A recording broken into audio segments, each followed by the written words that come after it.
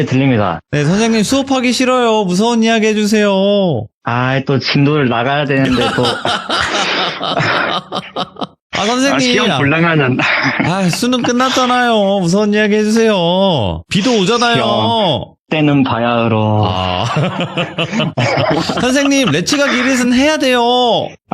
레츠가 기릿이요? 네, 제가 할게요. 네네. 자, 그러면 선생님, 바로 무서운 이야기 해주신다고 하니까 저희가 귀 기울여서 잘 들어보도록 하겠습니다. 레츠가 기릿입니다. 선생님이에요.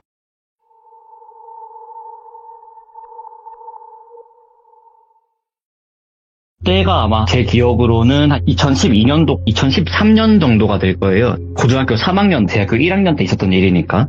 고등학교 3학년 때 제가 밴드부 활동을 했습니다. 이제 밴드부 활동을 열심히 했는데 딱 수시도 발표가 하나씩 나오고 대학에 합격하는 친구들도 한 명씩 나오는 그런 시기란 말이에요. 그래서 이제 밴드부 활동을 열심히 하면서 그냥 평범하게 학교를 다니고 있었는데 우연히 밴드부 활동을 같이 하던 친구 한 명이 저랑 같은 대학에 가게 됩니다. 네. 그 친구 본명을 밝히면 안 되니까 그 친구 이름을 자연이로 할게요. 자연이. 자연이, 예. 네. 그 자연이라는 친구가 저랑 같은 대학을 가게 되는데 그 친구랑 밴드부에서 엄청나게 친한 사이는 아니었어요. 그냥 밴드부에 같이 있다 보니까 같이 공연도 하고 뭐 학교 축제에 있으면 한 번씩 무대도 나가고 하기는 했어도 학교 생활을 하면서 따로 놀러 다닌다든지 뭐 약속을 잡는다든지 그런 거는 일절 없었던 그런 친구였어요. 근데 이제 같은 대학에 가게 됐다는 걸 알게 되고 나서 대학에 가게 되면 친구들이 다 뿔뿔이 흩어지는데 그래도 이제 뭔가 같은 활동을 해봤던 친구, 안면식이 있는 친구였다 보니까 그걸 계기로 해서 엄청나게 친해지게 됩니다.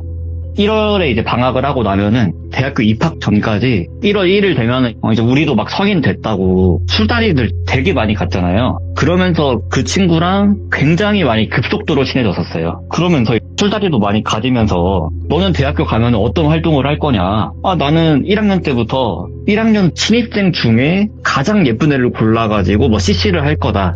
나는 뭐 1학년 때부터 어떤 활동들을 할 거다. 무슨 자격증을 따고 뭘 할 거다. 이런 얘기들도 되게 많이 나눴었단 말이에요. 그 중에 저희가 의견이 딱 하나 일치된 게 있었어요. 우리가 대학교에 가서도 똑같이 밴드부 활동을 하자. 그렇게 약속을 하고 나서 실제로 대학교 입학을 하게 됩니다.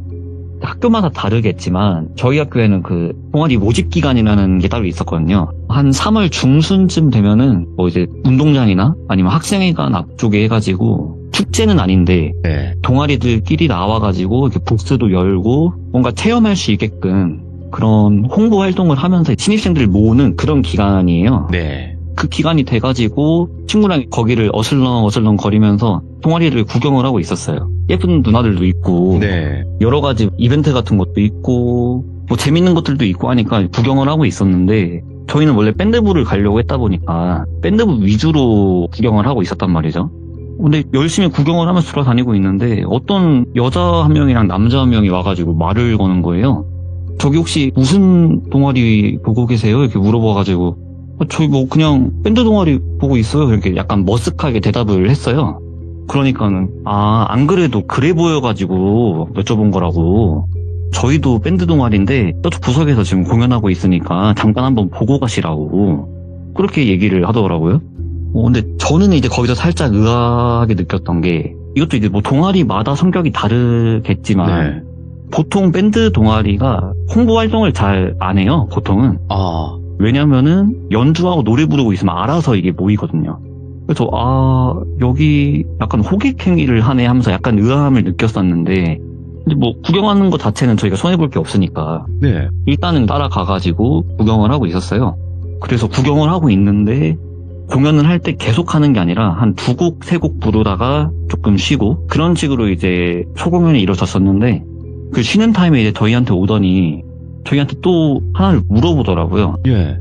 그래서 여기 동아리 약간 좀 일반적이진 않다. 물어본 게 뭐였냐면은 저희 동아리 들어올 생각 없냐고. 네. 그렇게 바로 그 자리에서 이렇게 스카우트 일을 하는 게 저는 그게 되게 일반적이지 않다고 느꼈거든요. 예. 왜냐면은 지금 듣고 계시는 분들 중에서도 밴드부를 아마 하셨던 분들도 많이 있을 것 같은데 네. 보통 밴드 동아리를 들어가게 되면 오디션이라는 걸 봅니다. 그렇죠. 아무래도. 근데 오디션을 보지도 않고 저희는 구경만 하고 있었는데 갑자기 밴드부에 들어와라. 오, 예. 저는 여기서 굉장히 좀 이상함을 많이 느꼈었어요. 잘생기셔서 그런 거 아닐까요? 아, 그건 아닐 겁니다. 아, 예. 어쨌든 이제 좀 이상함을 느끼고, 아, 여기는 좀 뭔가 꺼림칙하다. 오디션을 제대로 봐보지도 않았고, 여러 밴드 동아리들이 있다 보니까, 이제 여러 동아리에서 오디션을 제대로 보고, 실제로 밴드 동아리에 들어가고 싶다라는 생각이 저는 있었었어요. 이제 여기서 자연이라는 친구, 그 친구의 성격을 조금 말씀을 드려야 될 것 같은데, 이 친구가 무대공포증이 있습니다. 이 친구의 포지션은 드럼이었어요. 오. 밴드를 하게 되면 보통 드럼은 뒤쪽 라인에 사이드 쪽에 서게 되니까 무대를 설 때는 주목을 많이 안 받으니까 무대에 올라가는 것 자체는 얘가 많이 떨거나 그런 건 없는데 단독으로 이렇게 주목을 받게 되면은 굉장히 손도 많이 떨고 아. 드럼을 치면 채 같은 게 있잖아요. 막 그렇죠. 예. 그 스틱도 많이 떨어뜨리고 그런 실수를 되게 많이 하는 친구예요. 그러다 보니까 그 친구랑 저랑 의견 충돌이 나게 된 거예요. 저는 이제 우리가 대학교 와가지고 밴드 동아리 들어가면 무대도 많이 서고 소공연 같은 것도 많이 다니고 그러자고 하지 않았냐. 그러면은 오디션도 제대로 봐보고 여러 가지 밴드 동아리도 이렇게 탐색을 해보고 해야지 뭐 오디션도 안 보는 이런 동아리를 들어갈 거냐. 저는 이제 이런 입장이었고 친구는 뭐 밴드 동아리가 다 거기서 거기지 어차피 들어가면은 다 똑같이 활동할 건데 오디션이 그렇게 중요하냐. 저는 좀 더 탐색을 해보자. 그 친구는 그냥 이 동아리를 먼저 들어가보고 이상한 동아리면 탈퇴를 하자. 그런 구도가 만들어진 거죠. 여기서 제가 의견을 한 수 접고 그 동아리에 들어가게 됩니다. 네. 저도 이제 살짝 설득이 됐던 것 중에 하나가 보통 이 밴드 동아리를 대학에서 하게 되면 이것도 이제 학교마다 다르겠지만 동아리실을 중앙동아리 연합회라는 곳에서 분배를 해주게 돼요. 아, 네. 저희 학교에서는 그랬었어요.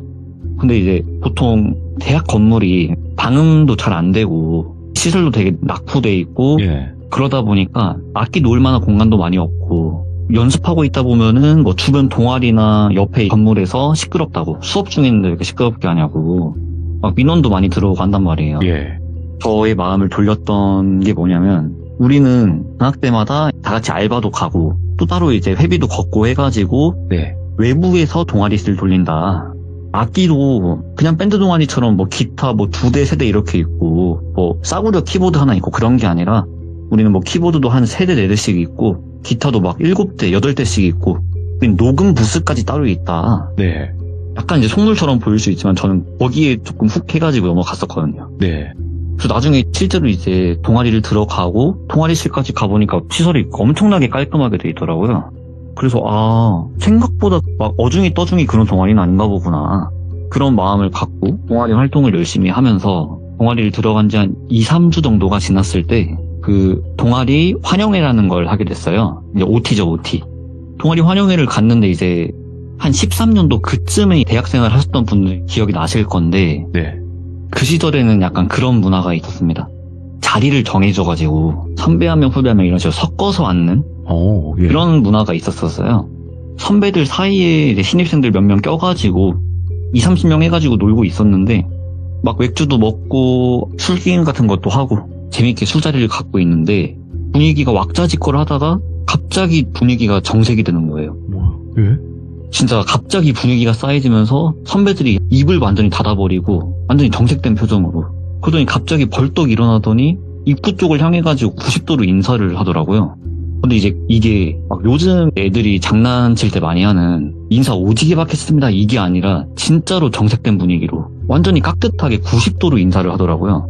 그래서 저 사람 뭐 동아리 아는 사람인가 이렇게 약간 머쓱하게 전 앉아가지고 보고 있었는데 제 옆에 있었던 선배가 약간 팔꿈치로 저를 툭툭 찌르면서 약간 눈치 주는 말 들어다가 야야야 뭐하냐고 빨리 일어나라고 저분이 우리 동아리 회장인데 니네가 신입생이면서 빨리 일어나라고 빨리 인사하라고 눈치도 없냐고 이렇게 막 뭐라고 하니까 머쓱하게 일어나가지고 그냥 안녕하세요 이렇게 인사를 했어요. 그러면서 이제 저는 속으로 생각이 든 게 여기가 내가 한 2주 3주 활동을 하면서는 못 느꼈었는데 살짝 군기 잡는 동아리인가? 약간은 군기를 잡는 그런 문화인가? 그런 게 있나? 이런 생각이 들었는데 약간 이제 머쓱해하고 있으니까 그 회장이라는 분이 야야야 너네 뭐 하냐고 내가 너네 이런 거 하지 말라고 군기 잡지 말라고 몇 번을 말했는데 내가 동아리 회장 되면 이것부터 없애겠다고 그렇게 당부를 했는데 너네까지 이러면 어떡하냐고. 빨리 앉아가지고 재밌게 술 먹자고 하면서 바로 분위기가 이렇게 풀어지고 그 이후로는 전혀 이제 그런 분위기는 없었고요. 네. 근데 이제 술자리를 하면서 얘기가 나왔던 게 뭐냐면 우리 동아리는 여름방학, 겨울방학 때 저기 우리 동아리 회장이 아는 어떤 공장이 있다. 네. 그곳에 가서 다 같이 알바도 하고 또 거기 알바비에서 얼마씩 모아가지고 악기 고장 나면은 악기 뭐 수리하는 비용으로도 쓰고 뭐 동아리 운영비로도 쓰고 또 이제 얼마씩 남으면 그걸로는 뭐 주변에 있는 요양원이나 아니면 뭐 보육원 같은 데로 해가지고 재능 기부로다가 봉사활동도 가고 그런 의미 있는 활동들을 많이 한다. 그런 얘기가 나왔었어요. 예. 저는 거기 뭐 별로 신경을 쓰진 않았었고요. 그리고 나서는 1학기 내내 열심히 동아리 활동을 했고 중간중간에는 대학로에서 소규모 같은 것도 했었고요. 그러다가 시간이 좀 흘러서 기말고사 기간이 됩니다. 네. 대학교에서는 기말고사 끝나면 바로 이제 방학이잖아요. 기말고사 때가 돼가지고 이제 술자리에서 나왔던 내용이 본격적으로 나오기 시작합니다.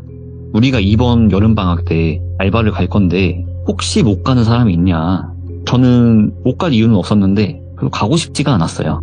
왜냐면은 이게 설명을 들어보니까 알바비에서 한 15%에서 20% 정도를 이렇게 운영비로 모은다고 예. 그렇게 말을 하더라고요. 그 시절에 기억나시는 분들 다 아실 건데 지금이 시급이 거의 10,000원 가까이 되지만 그때는 시급이 5,000원이 안 됐습니다. 제 기억으로는 한 4,800원인가? 4,900원인가 그랬던 것 같아요. 그래서 4,800원으로 잡고 하루 8시간, 또 그때는 주휴수당 이런 것도 없잖아요. 그래서 4,800원씩 잡고 하루 8시간 평일 5일 해가지고 일해봤자 알바비가 100만 원이 안 됐습니다. 예. 한 70만 원, 80만 원 정도예요. 그러다 보니까는 거기서 15%, 20%를 보낸다고 하면 네. 거의 한 15만 원 돈 되잖아요.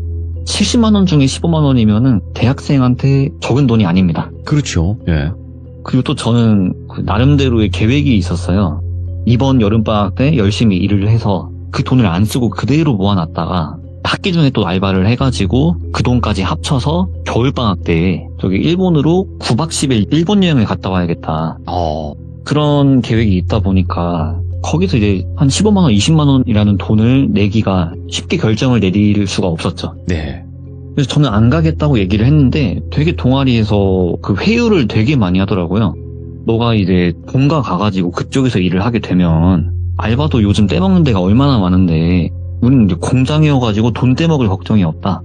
그리고 지금 시급이 한 4,700원, 4,800원 정도 되는데 우리는 알바비가 6,500원으로 책정을 해준다. 그리고 또 혼자 일하면은 의지도 안 되고 쉽게 그만둘 수도 있고 교통비도 들 거고 식비도 들 거고 하면서 돈 모으기가 쉽지 않을 건데 여기서 같이 일하면 지불해야 될 비용은 있겠지만 숙식이 제공이 되고 그래서 돈 모으기가 쉽고 다 같이 일하다 보니까 의지도 되고 동아리 사람들끼리 같이 함께 가서 알바를 하는 거다 보니까 이게 얼마나 추억거리가 되냐 그러면서 되게 회유를 하더라고요. 네. 그래도 이제 저는 완강하게 거절을 했는데 이 친구가 아까 그 동아리 들어갈 때도 이제 느끼셨겠지만 귀가 굉장히 얇습니다. 예. 그래서 이 친구는 이제 따라간다는 입장이 됐고 저는 나는 절대로 안 가겠다. 나는 이 돈 모아서 나 일본 여행 갈 거다. 그런 입장이 됐는데 여기서는 의견이 서로 좁혀지지가 않아서 그 친구는 알바를 따라가게 되고 저는 알바를 안 가게 됩니다. 이제 이 친구랑 대학 생활을 같이 하면서 굉장히 친하게 지냈다 보니까 연락을 되게 많이 주고받았었어요. 그냥 카톡을 진짜 시도 때도 없이 주고받을 정도로. 이제 방학을 하고 이 친구가 알바를 가고 나서 연락 주기가 굉장히 느려지더라고요. 네. 답장 주기가 거의 뭐 여자친구라고 할 만큼 뭐 10분에 한 번 뭐 이런 식으로 보냈는데 알바를 가고 나니까 뭐 한 4시간, 5시간 있다가 하나 읽고 처음에는 당연히 이제 일을 하니까 폰 보기가 쉽지 않겠지. 그렇게 생각을 했는데 하루하루 지날수록 연락 주기가 너무 길어지는 거예요.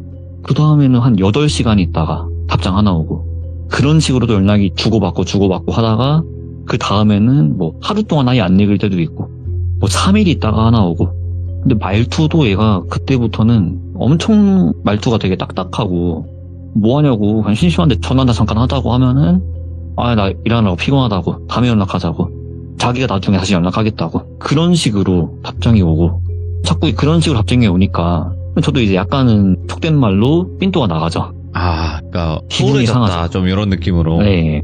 이제 약간 서운하다. 나중에 개강하면은 학교에서 만나가지고 시원하게 뭐라고 해줘야겠다. 예. 이런 생각을 가지고 저도 연락을 따로 안 하고 방학을 열심히 즐겁게 보내다가 개강 날짜가 돼서 다시 이제 짐을 싸가지고 학교로 올라옵니다. 네. 학교로 올라왔는데도 이 친구가 연락이 안 되는 거예요. 그래서 처음에는 뭐 연락이 오겠지. 당연히 뭐 복학을 했겠지. 등록을 했겠지. 이런 생각을 하고 있었는데 얘가 그 다음 날에도 연락을 안 받는 거예요. 그래서 뭐지? 얘가 왜 연락을 안 받지 하고 이제 전화를 돌려봤는데 계속 전화는 안 받고 그냥 얘가 도대체 왜 연락을 안 받나 별로 대수롭지 않게 생각을 하다가 예. 그 기간이 다음 날까지도 연락이 안 되니까 얘를 한번 찾아봐야겠다 이런 생각이 들더라고요. 약간은 둘 사이에 겹쳐있는 지인들로 해가지고 연락을 돌려왔는데 네. 연락되는 사람 없다 그러고 그렇게 수소문을 해가지고 찾다가 같은 동아리에서 조금 친해졌던 그 친구한테까지 연락을 돌려봤는데 예. 그 친구 번호는 아예 없는 번호라고 나오는 거예요. 그래서 이거 지금 뭔가 약간 이상하다. 이거 지금 약간 뭔가 이상하게 돌아가고 있다. 이런 생각이 들어가지고 그 친구가 일단 대학 2학기에 복학을 했는지 등록을 했는지부터 좀 확인을 해봐야 될 것 같아서 그 친구 이제 학과 사무실을 찾아갑니다. 그 친구랑 되게 친하게 지냈다 보니까 그 친구 과 사무실도 같이 몇 번 따라간 적이 있었어요.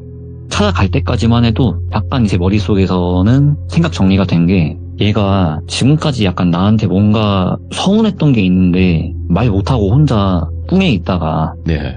나를 손절을 하려고 하나 그런 생각까지 들더라고요. 네. 그래서 일단은 과사를 찾아갔는데 똑똑 노크를 하고 들어가니까 들어오세요 해가지고 들어갔는데 그 조교가 바로 저를 알아보더라고요. 너 걔 그 자영이 친구지 너. 이렇게 바로 알아보더라고요. 예.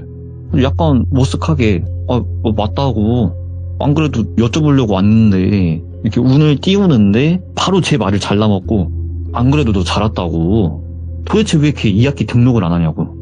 이 상태로 가면은 지금이야 이제 학과장 권한으로 해가지고 직권유학 때려놓은 상태인데 이거 빨리 일반 유학으로 돌리던지 뭘 하던지 해야지 이 상태로 계속 가면 이제 퇴학 처리된다고. 연락 빨리 해가지고 얘 좀 등록하라고 연락 좀 돌리라고. 네. 저는 얘가 등록을 했는지 물어보려고 온 건데 이제 아무런 수확이 없는 거죠.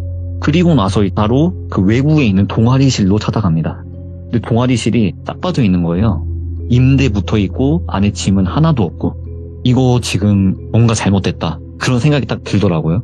근데 이제 이거는 제가 뭔가를 어떤 특정 직종을 비하를 하려고 하는 건 네. 아니고 이제 그 당시 있었던 일만은 그냥 얘기 드리는 네. 건데 이 실종 신고라는 게 예. 친구가 하면은 안 받아줍니다. 예. 그리고 실종 신고가 성인 대상으로 한 실종 신고는 그 친족도 어렵다고 하더라고요. 뭐 조건이 있는 걸로 알긴 아는데. 가족이어도 되게 어렵다고 하더라고요. 예. 더군다나 20대 이상의 남성이면은 아예 그냥 이제 실종이 아니라 가출인으로 처리가 된다고 하더라고요. 그 당시에. 그래서 뭔가 되게 느낌이 이상하고 뭔가를 알아보고 싶은데 더 이상 이제 내가 손 쓸 수 있는 방법은 없고 경찰에 가서 이제 물어봐도 그냥 기다려봐라. 예. 신고 접수 자체가 안 된다고 해버리니까 이 친구 부모님한테 한번 연락을 돌려봐야 되나 거기까지 생각이 들었는데 예. 물어봐도 그건 개인정보라서 알려줄 수가 없다. 네. 이제 제가 할 수 있는 방법이 아무것도 없잖아요. 그렇죠. 아무리 친하게 지냈다고 해도 보통 친구의 부모님 번호를 아는 경우는 그렇게 흔치 않으니까요. 맞죠. 그래서 내가 뭔가를 더 할 수가 없는 상황이다 보니까 뭔가 이제 느낌은 싸하지만 뭔가 증거 같은 건 하나도 없는 상태고 그러다 보니까 서서히 기억 속에서 잊혀지면서 저는 이제 제 나름대로의 대학 생활을 즐기고 되게 오랜 시간이 지나게 됩니다. 그 사이에 저는 이제 군대도 다녀오고 약간 일도 하다가 복학을 하고 일본으로 유학도 다녀오고 그러면서 한 3년 반? 4년 정도가 지나서 이제 복학을 하는데 3월 말쯤이 돼서 새로운 여자친구가 생겨가지고 캠퍼스 안에서 벚꽃이 이제 막 피어 있으니까 여자친구랑 이제 팔짱 끼고 열심히 데이트를 즐기고 있는데 약간 좀 먼발치에서 되게 이상한 사람이 한 명 걸어오는 거예요. 누가 봐도 약간 이상한 사람이 완전히 불안에 사로잡혀가지고 뭐야?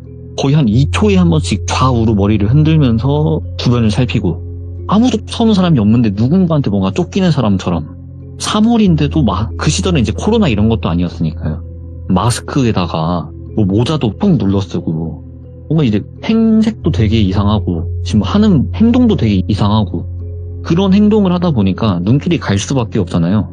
그러다 보니까는 그냥 주시하면서 가고 있는데 저는 앞으로 걸어가고 그 사람은 반대쪽에서 제 쪽으로 걸어오는 상태가 되다 보니까 서로 이제 마주치면서 스쳐 지나가는 그런 거리가 됐을 때 자세하게 보니까 그 친구인 거예요. 자연이. 바로 이제 팔목을 붙잡고 야 자연아 하고 이름을 불렀더니 얘가 몸을 바르르 떨면서 이게 아닌데 네가 왜 여기에 막 이러면서 말을 못하는 거예요. 예.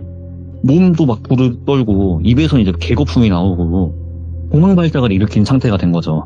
그래서 이제 팔다리를 붙잡고 압박을 해가지고 겨우겨우 진정을 시키고 주변의 사람들은 무슨 상황인지 다 구경하고 있고 그 친구를 겨우겨우 진정을 시켜가지고 너 지금 상태가 왜 이러냐고 무슨 일이 있던 거냐고 그동안 연락도 안 하고 잠수 탔냐고 이렇게 따지는데 내가 말을 못해서 일단 네 휴대폰 번호 다시 찍어라. 내가 이따가 저녁에 전화를 할 테니까 그때 나와가지고 술 한잔 하면서 다시 얘기를 해보자. 너 일단 진정 좀 해야겠다. 이렇게 얘기를 하고 번호 확인까지 다 하고 네. 그 친구를 돌려보내고 저녁에 다시 전화를 했어요. 다행히 이제 전화를 받더라고요. 불러내가지고 저녁에 맥주를 한잔 하면서 듣게 된 거죠. 이 친구가 도대체 무슨 일을 당한 건지 그 이야기를 듣게 됩니다. 예. 알바를 이제 가는데 다 같이 버스를 타고 이동을 했대요. 예. 강원도 쪽에 있는 지역으로 이동을 하는데 보통 우리가 뭐 전라도면 전라도, 강원도면 강원도 이렇게 지역 네. 정도는 알고 있어도 그 지역에 살고 있지 않는 이상 뭐 이제 강원도에 어떤 시들이 있는지 다 외우고 다니진 않잖아요, 보통. 그렇죠. 근데 강원도로 가는데 되게 깊숙하게 들어가더래요. 뭐 잘 안 들어본 지명 이름으로 들어가는데 되게 엄청나게 산속으로 들어가더니 건물이 딱 붙어 있더래요. 그래서 여기가 이제 우리가 일을 할 장소다. 그래서 이제 무슨 일을 하는지 설명을 듣고 내일부터 일을 할 거다라고 하는데 공장이라고 해가지고 처음에는 무슨 기계를 다루고 네. 간단한 조작 같은 걸 하고 그런 걸 생각을 하고 갔는데 그런 공장이 아니라 옛날식 공장 중에 그런 공장이 있습니다. 사람이 일렬로 쭉 서가지고 A라는 사람이 정해진 동작을 해서 B한테 넘겨주면 B도 이제 정해진 동작을 해서 C한테 넘겨주고 네. 네, 그런 수작업으로 하는 일렬로 쭉 서가지고 사람이 만드는 그런 공장이 있어요. 그런 일을 한다라고 하는 거예요. 그래서 다음날이 돼가지고 실제로 일을 하는데 도대체 이 물건을 어디에 쓰는지 이 물건이 사는 사람이 있는지 그런 의문이 드는 물건을 만들더라는 거예요. 검은색 플라스틱으로 된 막대에다가 구멍이 뚫려 있는데 거기에다가 형형색색의 끈을 묶는 A라는 사람은 이제 초록색 끈을 묶고 뭐 B한테 넘겨주면 B는 노란색 끈을 묶고 이런 그런 물건을 만들더라는 거예요. 예. 궁금하잖아요, 이게. 도대체 어디에 쓰는 물건인가? 이거 사는 사람이 있나 이런 거를. 그래서 이제 일렬로 쭉 서 있으니까 옆에 선배한테 저기 선배 저기 이거 도대체 어디에 쓰는 물건이에요? 물어보는데 네. 선배가 보통 사람이 물어보면은 쳐다보기라도 해야 되는데 쳐다보지도 않고 딱 그냥 바닥만 보고 자기 할 일만 안 들리는 것처럼 계속 이렇게 정해진 동작만 반복을 하더라는 거예요. 이거 예? 그래서 몇 번 이렇게 더 물어보다가 답이 없으니까 약간 사람이 무안하잖아요.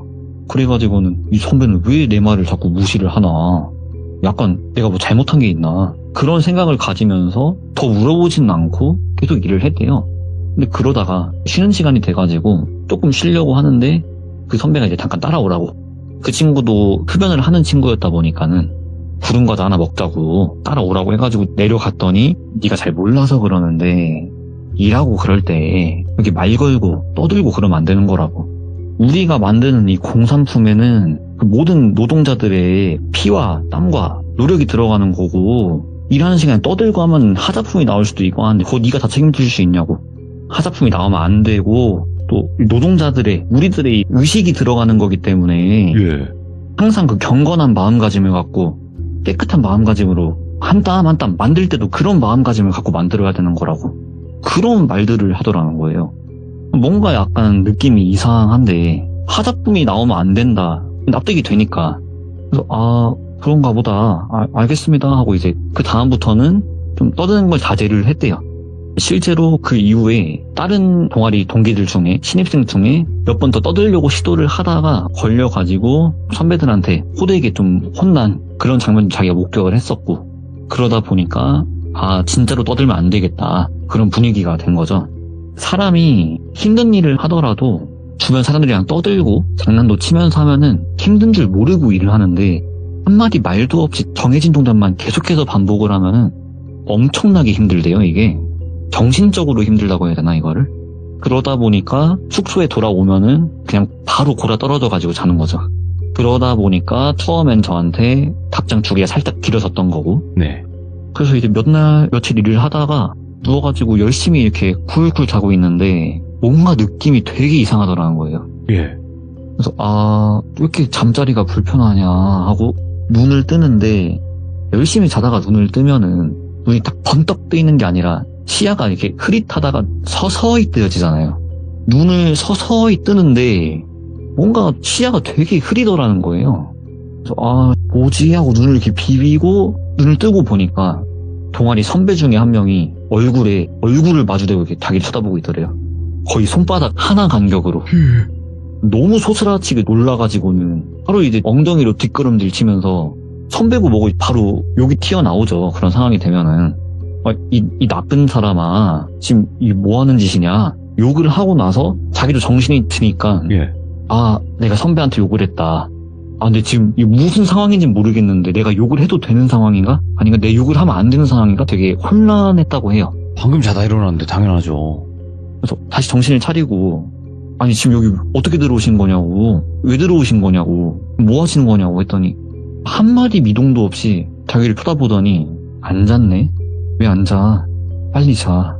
빨리 자. 이 말만 앵무새처럼 계속 반복을 하더래요. 예. 너무 어이도 없고 말이 안 나오니까 어버버 하면서 쳐다보고 있는데, 그 말을 한 5번, 6번 반복을 하더니 자기를 빤히 쳐다보다가 맥없이 나가더래요. 어떤 제스처도 없고 그냥 가만히 있다가 나가더래요. 아니 저 선배는 도대체 나한테 왜 이러나, 지금 뭘 하려고 했던 건가, 뭔가 이제 수상한데, 당연히 이제 이 일을 주변 선배들한테도 상담을 했죠, 이 친구가. 그랬더니 선배들은 걔가 옛날부터 후배들 들어오고 하면은 괜히 군기 잡고 괴롭히고 그런 걸로 유명했다고, 요즘 들어가지고 잠잠해진 것 같더니 여기 와가지고 또 그런다고, 작년에 여기 왔을 때도 그랬었다고 되게 배수롭지 않게 얘기를 하더래요. 근데 이번 거는 걔가 좀 장난이 심하긴 했다고, 자기들이 확실히 단돌이 지도 놓을 테니까 너무 걱정하지 말고, 그래도 네가 그 선배한테 욕한 거는 잘못된 거라고, 그 선배 나중에 만나면은 따로 이제 욕한 거는 죄송하다 그러고, 걔가 이제 그런 행동한 거는 우리가 확실히 얘기를 지어놓겠다. 그렇게 상담 아닌 상담도 받고, 그러면서 이제 약간은 마음이 진정이 됐는데, 그런 일을 한 번 당하고 나니까 잘 때마다 편하게 잠을 잘 수가 없더래요. 예. 그래서 이제 이 친구가 한 가지 실험을 하게 됩니다. 그 시절 기억나시는 분들은 알겠지만 스마트폰이 지금 같은 스마트폰이 아니었어요. 거의 1세대 스마트폰이죠. 배터리도 분리가 되고, 지금은 이제 보통 휴대폰들이 이어폰 꽂는 자리가 없지만 그땐 이어폰 꽂는 자리도 있었고, 그래서 이어폰을 꽂고 알람을 맞춰놓고 삽니다. 새벽에 중간에 일어나가지고 저 사람이 또 그런 행동을 하고 있는지 내가 한번 테스트를 해봐야겠다. 그래서 사람들이 잠에 골아떨어져 있을 때 한 3시, 4시쯤에 해가지고 알람을 맞추고 일어났는데 바로 안 일어나고 눈동자만 굴려가지고 방을 살펴봤대요. 근데 아무도 없더래요, 다행히. 그래서 그때만 그런 장난을 쳤던 건가 보다 안심을 하고 일어나가지고 냉장고를 열어서 물을 마시려고 물병을 꺼내 들고 이제 컵을 찾다가 컵이 잘 안 보여가지고 불을 켜고 컵에 물을 따르고 마시면서 무심코 옆을 돌아봤는데, 예. 창문 밖으로 해가지고 창문 밖에서 자기를 쳐다보고 있더래요. 또 이제 그런 상황이 되니까 지금까지는 맨날 그런 건가 의심만 했었던 상황이 확신으로 바뀌는 거죠. 네. 그러면서 이 친구가 너무 화가 났대요. 그런 상황이 되니까. 그때는 선배고 뭐고 눈에도 안 보이고 그냥 이렇게 막 욕을 다 내질렀대요. 들이받았구나. 예. 근데 이제 창문이 닫혀있다 보니까 들리진 않았겠죠. 그 사람이 뭐라고 말을 하는데 그 사람이 말하는 것도 알아들을 수가 없고, 근데 입모양만 봐도 뭐라고 하는지 알겠더래요. 왜 안 자? 빨리 자. 이 말만 계속 반복을 하더래요. 와. 안 봐도 알겠더래요, 그 말을. 너무 화가 나가지고 창문을 열고 이렇게 막 육두 문자를 내뱉은 거예요. 이 나쁜 사람아, 무슨 강아지야. 욕을 하는데도 여전히 어떤 제스처도 없고 그냥 또 맥없이 똑같은 말 반복하다가 돌아가더래요. 네. 두 번째 이런 상황이 되니까 당연히 스트레스를 받죠. 그러면서 하루의 다음 날에 잠도 제대로 못 자고 잠을 설친 상태로 일을 하다가 그런 산골에서 스트레스 풀 수 있는 게 구름가다밖에 없잖아요. 거기서는. 그러니까 이제 쉬는 시간마다 그 구름을 피우러 간 거예요. 구름을 피우러 가는데 구름을 피울 수 있는 장소가 숙소 건물이랑 공장 건물 사이를 가로질러서 약간 코너를 돌면은 건물 뒤쪽으로 해가지고 드럼통 하나 놓고 필 수 있는 그런 공간이 있었대요. 그 통로로 이제 걸어가는데 말소리가 조금씩 들려오더래요. 말소리가 들려오는데 대충 들어보니까 목소리가 한 4개? 5개? 사람들이 모여 있으니까 네. 이미 사람들이 모여있던 장소에 갑자기 끼어들어가지고 같이 구름을 피우기가 약간 머쓱하잖아요. 그래서 들어갈까 말까 고민을 하고 있는데 목소리가 하나 늘어나더래요. 이제 목소리가 6개가 된 거예요. 근데 추가된 목소리가 자기를 쳐다보고 있던 그 선배 목소리가 들리더니 저 사람이 왜 여기 있지? 하고 이제 훔쳐들으려고 했던 건 아니지만 들렸구나. 어쩌다 보니까 훔쳐듣는 그런 모양이 된 거죠. 대화 내용이 진짜 이상하게 흘러가더래요. 야, 이번에 걔는 어떻게 작업 좀 잘 돼가냐? 이번에 들어온 애들 중에 뭐 저기 누구랑 누구는 되게 순조롭게 작업이 잘 돼가는 것 같은데 이 이름이 자연이니까 뭐 별명을 풀떼기로 해볼까요? 풀떼기? 그럼 별명이 하나 있었대요. 아, 네네네. 별명으로 부르더니 이번에 들어온 애들 중에 몇 명은 작업이 잘 돼가는데 얘 풀떼기는 의심이 많아가지고 작업이 쉽지가 않다고 빼먹을 건 많아 보이는데 뭐 그렇게 의심이 많은지 모르겠다고. 누가 들어도 뭔가 자기 뒷담을 하는 것 같잖아요. 가만히 듣고 있는데 대화 내용이 더 이상하게 흘러가더래요. 이제 약간 괴담 중에 그런 괴담이 있습니다. 생각나는 게 이거밖에 없어가지고 비슷하게 묘사를 하는 건데 그 귀신 헬리콥터 네, 그런 쪽으로 연상이 되는. 예. 지금 이 대화 내용에서 정확하게 누구라고 이름이 나오진 않았어요. 예. 그리고 또 어떤 응기의 그런 부위의 이름도 나오지 않았고요. 네. 그치만 그런 쪽으로 연상시킬 수밖에 없는 그런 대화 내용으로 흘러가더래요. 그런 대화 내용까지 듣고 나니까 더 편하게 일을 할 수가 없겠죠. 또 가만히 듣다가 담배는 안 피고 되게 엄청나게 고민을 많이 했대요. 여기서 일을 계속 할 수 있을까? 난 지금까지는 저 사람 하나만 나한테 장난을 치는 줄 알았는데 장난이 아닌가 보다. 뭔가 저 사람과 같이 애들을 괴롭히는 뭔가가 있는 것 같다. 뭔가 지금 불법적인 일을 하려고 하는 것 같다. 그래가지고는 스스로의 결정을 내린 게 여기서는 일을 할 수가 없겠다라는 생각이 들었대요. 이제 그 동아리 회장이라는 분한테 상담을 하러 갑니다. 그 동아리 회장이라는 분한테 상담을 하러 가서 이런 일들이 있었다. 난 여기서는 일을 더 할 수가 없겠다 라고 상담을 했더니 처음에는 되게 공감하면서 들어주다가 또 이제 회유를 시작을 하더래요. 네. 지금 이제 여기서 너가 나가면은 뭐 알바비가 얼마나 깎이고 뭐 여러 가지로 회유를 하더래요. 또 여기서 이제 그 귀가 얇은 제 친구는 그 회유에 넘어가고 나서 조용히 다시 숙소로 걸어가려고 하는데 집에 돌아갈 때 그런 행동을 많이들 하시잖아요. 뭐 이제 아파트나 그런 건물 사시는 분들은 거꾸로 세어보면서 1, 2, 3, 4, 5, 6, 7, 7층 우리 집 왜 불 꺼져 있지? 우리 집 왜 불 켜져 있지? 뭐 이런 행동을 많이 하시잖아요. 숙소를 이렇게 보고 있는데 자기 방에 불이 켜져 있더래요. 네. 그런 행동들을 당하고 나서 그런 불이 켜져 있으니까 안 좋은 생각이 든 거죠. 그래서 조용히 숙소를 올라가서 문고리를 잡고 살짝 내립니다. 이 문고리를 힘을 주고 내리면 그 소리가 안 나게 열 수가 있어요. 네. 그래서 문틈을 살짝 열어가지고 보는데 사람 2명이 뭔가를 하고 있더래요. 한 명은 그 자기들이 만들었던 막대기를 가지고 침대에다가 갖다 대면서 뭔가 막 춤 같은 걸 추면서 말을 엄청 빠르게 하는 방언 같은 것들을 막 내뱉더래요. 그래서 저 사람 내 침대에서 도대체 뭐 하는 건가? 저 사람들 지금 내 방에서 무슨 행동을 하는 건가? 지켜보는데 나머지 한 명은 냉장고에서 되게 어슬렁어슬렁 거리다가 혼잣말로 욕을 내뱉더니 냉장고를 열고 물병을 하나 꺼내가지고 거기에 주사기로 뭘 넣고 있었대요. 근데 이거는 누가 봐도 지금 불법적인 행동이잖아요. 예. 그래서 나는 여기서 나가야겠다. 내가 다시 마음을 고쳐보겠다고 했는데 난 여기서 나가야겠다. 여기서 이제 그 친구가 깨달아 버린 거예요. 너무 늦긴 했지만 내가 지금 이 동아리 회장한테 상담을 받은 게 이 내용이 흘러들어갔구나. 여기가 한통속이었구나 그냥. 왜 이 친구가 늦게 신고를 했는지는 나중에 말씀을 드릴게요. 그러다 보니까 일단은 다시 문을 조용히 닫고 네. 내가 봤다는 걸 들키면 안 되겠다는 생각으로 밖에서 시간을 한참을 버티다가 조용히 들어가가지고 자는 척을 하다가 새벽에 또 일어나서 도망을 치기로 마음을 먹은 거예요. 짐은 그냥 다 버리고 중요한 것만 챙겨가지고 도망을 치려고 나오는데 건물 복도를 지나서 나올 때까지만 해도 뭐 아무런 이상한 느낌이 없었대요. 네. 그래서 이제 건물을 나오는데 몸이 굳어버린 거예요. 동아리 선배들은 일렬로 쫙 서 있고 동아리 신입생들은 무릎을 꿇은 상태로 건물 앞에 일자로 이렇게 무릎을 꿇고 뒷짐진 상태로 앉아있더라는 거예요. 그래서 빨리 들어가라고, 어서 들어가라고. 우리가 지금 그분을 만나러 가기 위한 의식이 이제 초장에 돌입을 했는데 너 하나 때문에 계획이 다 망가졌다. 너도 그분을 만나러 가야 되는데 지금 네가 어딜 가려고 하는 거냐. 그런 알 수 없는 소리들을 계속 하더래요. 그런 대치하는 상황이 돼가지고 약간 시간을 끌다가 여기서는 들어가라고 한다고 해서 들어갈 수가 없잖아요. 그렇다고 도망을 치자니 20-30명이 쫓아오면은 잡힐 수밖에 없죠.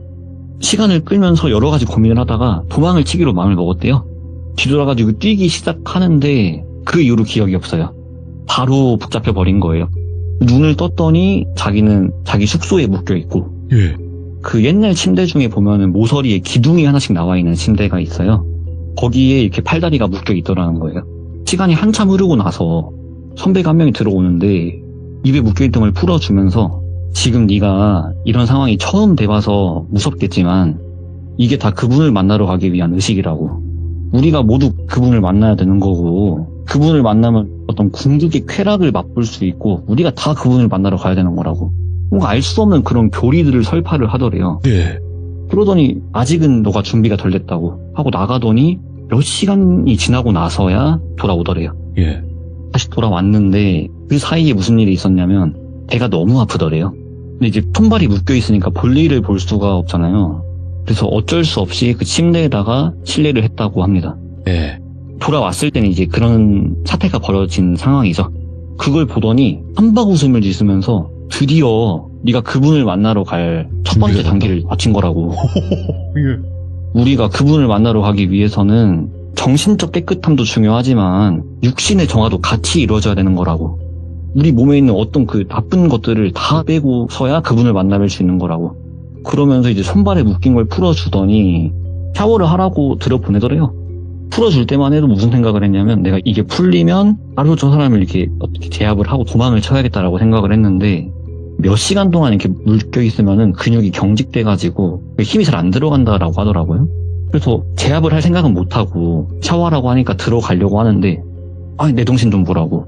이게 우리의 영혼을 깨끗하게 해주는 약이라고 하더니 무슨 물을 주더니 마시고 씻으러 들어가라고. 그래서 씻고 나오니까 그 침대를 싹 갈아놨더래요. 깨끗하게. 그래서 다시 누구라고. 또 팔다리를 묶고. 그거를 몇 날 며칠을 반복을 하더래요. 근데 이게 누워있으면서 느낀 게 뭐냐면 그 물에 탄 게 설사약이구나. 예. 탈 수 있게 하려고? 네. 이제 그 과정이 한 이틀, 3일, 4일 반복이 되면서 탈수 증세가 오는 거예요. 근데 이게 3일째, 4일째 반복이 되니까 먹은 게 없으니까 설사를 하더라도 이게 색깔 없이 물처럼 나온다고 하더라고요. 그걸 보고 나서야 드디어 육신의 정화가 다 이루어졌다고.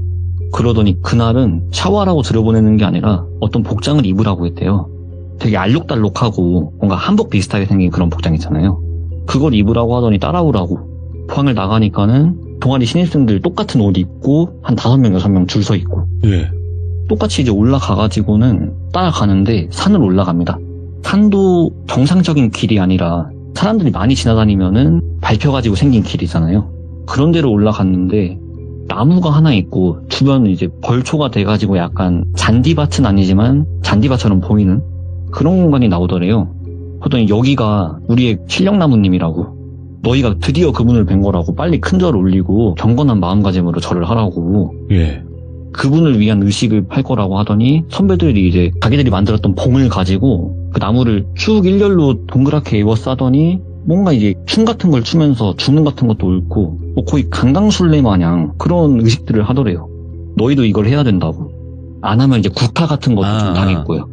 그러면서 또 몇 날 며칠을 그런 의식 훈련을 하다가 내려왔는데 그날은 또 숙소로 바로 안 보내고 오늘은 회장님을 보러 갈 거다라고 하더래요.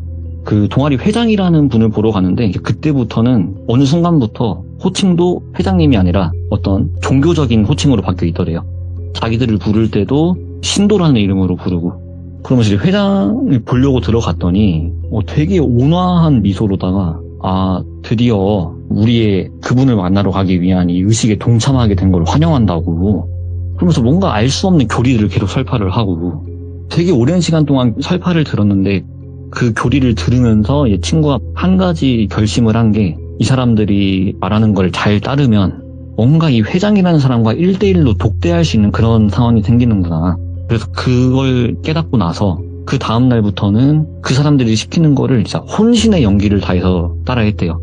방언 같은 것도 잘 따라하지도 못하겠지만 어떻게든 따라하는 척을 하고 막 춤추라고 하면은 오버액션으로 막 춤추고 그러다 보니까 또 이제 그런 기회가 하나 생긴 거예요. 회장과 독대할 수 있는. 근데 이때를 위해서 얘가 준비해 놓은 게 뭐냐면 춤을 열심히 오버액션으로 추면서 그 막대를 일부러 하나 부러뜨려가지고 막대를 숨겨놓은 게 하나 있었거든요. 그거를 안 보이게끔 숨겨놓고 항상 가지고 다니다가 그런 상황이 되고 나서 또 동아리 회장 방 들어가가지고 설교를 듣다가 오늘 일을 저질러야 되나 조금 더 적기를 노려봐야 되나 고민을 하던 사이에 마음을 먹게 됩니다. 우리가 이제 그분을 만나러 갈 날이 얼마 남지 않았고 그분을 만나러 갈 때는 우리의 모든 몸에 있는 나쁜 것들을 다 버리고 가야 된다고. 우리의 몸에서 가장 더러운 부분이 어디냐? 대장이다. 그 대장을 다 도려내고 세상에 모든 때가 묻어있는 음식이 쌓이는 곳이 위장이 아니냐. 위장도 다 꺼내야 되고 그런 모든 나쁜 것들을 다 꺼내고 나서야 그분께 당도할 수 있는 거라고. 우리가 그분을 만나러 갈 날이 얼마 남지 않았다고. 그 말을 듣고 나니까 오늘을 놓치면은 기회가 안 올 것 같다는 생각이 든 거예요. 그래서 숨겨놨던 그 막대를 가지고 그 사람을 위협을 한 거예요. 이제 막 찌르기 시작을 하죠. 근데 플라스틱이니까 당연히 사람을 어떻게 해치거나 할 수는 없어요. 그냥 엄청나게 아플 뿐이에요. 그걸로 이제 제압을 하고 너 빨리 휴대폰 가져오라고. 내 휴대폰 어디 숨겼냐고. 아니 내 휴대폰 안 가져와도 되니까 네 휴대폰 어딨냐고. 휴대폰을 가지고 오게 하고 나서 그 사람을 완전히 제압을 하고 도망을 칩니다. 예. 자기가 이제 항상 그 의식 훈련하러 갈 때 올라갔던 그 산으로 올라갔어요. 들어보니까는 항상 그 산을 올라가면서 자기가 봐둔 공간이 하나 있었대요. 그 바위 그늘이라고 하나요? 바위 그늘? 바위가 살짝 튀어나와 있어가지고 바위 아래쪽으로 약간 몸을 숨길 수 있는, 비를 피할 수 있는 그런 공간을 하나 봐둔 게 있는 거예요. 이게 넓은 공간은 아니지만 저쪽에 몸을 우겨 넣으면 내 몸 하나 정도는 숨길 수 있겠다.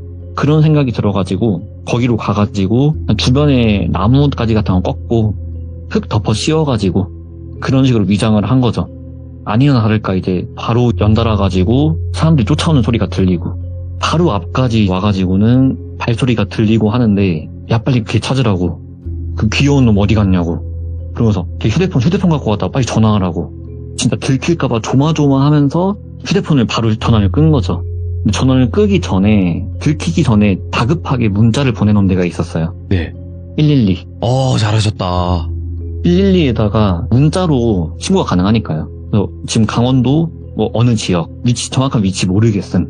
지금 납치 감금 중 살려주세요 이런 식으로 이제 보낸 거예요. 네. 보내고 나서 조금 있으니까 이제 사람들이 자기를 못 찾고 지나가더래요. 그리고 바로 나가긴 너무 무서워가지고 계속 숨어 있었는데 다시 조금씩 발소리가 들려오더래요. 바스락바스락거리고. 그래서 어떡하지? 들키는 건가 생각을 하고 있는데 나중에 들려오는 소리가 미리릭 소리가 들려오더래요. 무전기 소리가 들린 거예요. 살았다. 경찰이 온 거죠. 예. 그래서 그렇게 해가지고 극적으로 탈출을 하는데 당연히 이제 이런 일을 당하고 나니까 그렇지. 신고를 하겠죠. 네. 신고를 하는데 실마리를 잡을 수가 없는 거예요, 얘가. 네. 경찰에서 수사를 해도 수사의 진도가 하나도 안 나가고 이 친구의 삼촌이 경찰분이세요. 당연히 이제 형사과나 강력계 이런 네. 쪽은 아니신데 어쨌든 경찰 조직에 몸을 담고 계시니까 인맥들이 있겠죠. 그래서 인맥들을 통해서 알아보는데도 수사의 진전은 없고 그렇게 이제 시간이 한 1년 정도가 흐르게 됩니다. 예. 이 친구는 이제 그런 일을 당하고 나서 거의 정신병이 많이 생겼대요. 그렇게 될 수밖에 없죠. 예. 약간 뭔가 불안장애 같은 것도 생기고 그 사람들이 나에 대해서 모든 정보를 다 알고 있으니까 뭔가 날 찾아올 것 같고 우리 가족한테도 뭔가 나쁜 짓을 할 것 같고 그래서 이사는 당연히 갔고요. 뭐 휴대폰 번호 이런 것도 다 바꾸긴 했는데 그래도 이제 너무 불안하다 보니까 거의 칩거 생활을 했대요. 방에만 틀어박혀가지고 사는데 TV를 되게 많이 봤는데 TV를 보는데 어떤 사이비 종교에 관한 뉴스가 하나 나오더라는 거예요. 아, 예. 어머니가 어떤 사이비 종교에 빠져가지고 3살짜리 자기 딸을 이렇게 제물로 바친 헐, 예. 그런 사건이 나오더라는 거예요. 저거 뭐지 하면서 보고 있는데 그 뉴스를 보시면 알겠지만 재연을 하는 장면이 나와요. 그 재연하는 장면 뒤에 같은 종교에 있던 사람 2명이 이렇게 묶여있는 상태로 서 있는 장면이 나오는데 한 1초, 2초밖에 안 됩니다. 그 순간에 그 한 1, 2초 정도 되는 장면을 보고 나서 얘가 알아본 거예요. 아, 저거다. 저거 분명히 그 종교에 있던 사람들인데 나랑 같이 있었던 사람들인데 그래가지고 바로 이 삼촌한테 얘기를 한 거죠. 그러면서 1년 만에 실마리가 잡히기 시작을 한 거예요. 예. 그러면서 알게 된 게 뭐냐. 뉴스에는 그 사건이 아마 어떤 종교인지는 다들 아실 것 같아요. 어떤 찌를 종교로 모시는 그 깨교라는 사건으로 맞아요. 뉴스에 보도가 됩니다. 있었죠, 그런 거. 정확히 이제 2014년도에 있었던 사건이고요. 네. 그 사건으로 나왔는데 자기가 당한 일은 깨교가 아니라 실력나무교잖아요. 그러니까. 그 삼촌한테 저 사람들이 무슨 깨교냐고 저 사람들 깨교 아니라고 저 사람들 실력나무교라고 그랬더니 다른 사건으로 엮여 있으면은 그 사람들 만나볼 수가 없는데 이제 같은 사이비 피해자로 해가지고 엮으면은 만나볼 수가 있다고 하더라고요. 같은 사건으로 묶이게 되면은. 그래서 이제 접견을 했는데 나는 이 사람을 모른다. 우리가 모시는 신은 개님이고 우리는 그런 뭐 신령나무 그런 건 믿은 적이 없다. 이게 아예 발뺌을 하더래요. 그러면 이제 수사를 하면서 알게 된 게 뭐냐면 이게 약간 열린 결말로 끝나는데 네. 사이비를 만들고 다니는 단체가 있대요. 예. 그래서 뉴스를 보시면 알겠지만 그 개교도 처음부터 개교로 들어온 게 아니라고 그 마을 주민들이 이제 얘기를 하거든요. 계속 뭔가 변형되는구나. 예, 처음에는 다른 종교로 해가지고 들어왔는데 예. 갑자기 를 들여오더니 를 이렇게 모시기 시작했다고. 예. 그 뉴스가 있어요. 예. 근데 이제 이 친구가 느낀 바로는 사이비를 만들고 다니면서 그 사이비는 핑계일 뿐이고 그 사이비를 이용해서 뭔가 사람의 뭔가를 하는 그런 행동을 하는 단체가 아니었을까. 목적이 정확히 뭔지는 모르겠지만 예. 그래도 그런 단체가 사이비들을 만들어서 이런 일들을 꾸미고 있고 그러고 돌아다니고 있다라는 거네요. 예, 저는 또 개인적으로 무서웠던 건 뭐냐면 네. 그 단체의 대부분이 무적자라고 하더라고요. 무적자. 와. 무적자가 뭐냐면 이제 출생신고가 아예 안 된 사람. 예. 저도 이 얘기를 처음 들을 때만 해도 예. 어느 정도 저도 초반에 엮여 있었다 보니까 뭐 아예 안 믿을 수는 없는데 그렇다고 이 무적자라는 게 50년대 60년대도 아니고 그러니까요. 지금 이 시대에 무적자가 말이 되나라고 했는데 시간이 한참 흐르고 나서 실제로 무적자를 만나본 적이 있습니다. 그 대학 조교를 제가 잠깐 생활을 했었는데 어떤 사람이 노크를 하더니 들어오더라고요. 자기가 이번에 신입생인데 자기가 아직 주민등록번호가 안 나와가지고 학번을 어떻게 받아야 되는지 물어보러 왔다고. 주민등록번호가 안 나왔다 해가지고 처음에는 뭐 중학생이나 고등학생이 검정고시를 보거나 해가지고 조금 대학을 빨리 들어오는 그런 케이스인 줄 알았는데 그게 아니라 아예 자기가 출생신고가 안 된 사람인데 이번에 그 주민등록 회생 신청을 하면서 그걸 증빙서류로 해가지고 검정고시를 보고 그걸로 이제 대학을 오기로 했다. 후속 입학 그런 제도로 해가지고 오기로 했다고 하더라고요. 그래서 제가 실제로 그 학생의 네. 주민등록을 나중에 받아서 학번까지 입력시켜주고 실제로 무적자까지 만나봤다 보니까 그렇지. 이게 없는 얘기는 아닐 수 있는 거죠. 예, 네. 저도 이제 제가 실제로 당한 일은 아니고 네. 초반만 엮여있는 이야기이긴 하지만 맞죠. 아예 신빙성이 없는 이야기는 아니다 그렇죠. 라는 생각이 들었습니다. 자, 일단은 오늘 선생님께서 긴 시간 동안 이야기를 들려주셨는데 이런 집단이 있을 수 있고 그리고 또 시들무에서 이 비슷한 얘기가 있어요, 선생님. 네, 모르셨겠지만 네. 동네꼬마님의 이제 미정이 이야기가 대부분 많이 생각이 나셨을 거예요. 아마 선생님도 한번 들어보셔요. 동네꼬마 미정이 이렇게 검색하시면 나올 겁니다. 미정이라고 치면은 네, 미정이 882 뭐 이렇게 있어요. 네, 그거 한번 들어보시면 굉장히 네네. 비슷한 부분이 있을 겁니다. 그래서 꼭 한번 들어보시고 여러분들 진짜 조심하셔야 돼요. 맞아요. 선생님 오늘 정말 감사드립니다. 정말 고맙습니다. 네, 감사합니다. 네, 감사합니다. 네. 이런 이야기를 또 들을 줄은 상상도 못했는데 여러분들 일단은 비슷하지만 그래도 조금은 다른 부분이 있어요. 하지만 이런 집단이 있는 것 같습니다. 확실한 건 아니에요. 하지만 우리는 알지 못하는 그런 어둠의 존재들이 분명히 우리나라에도 있기 때문에 그 사람들이 한국 사람일지 해외 거주자일지는 모르겠어요. 하지만 항상 조심하시길 바라겠습니다. 감사합니다.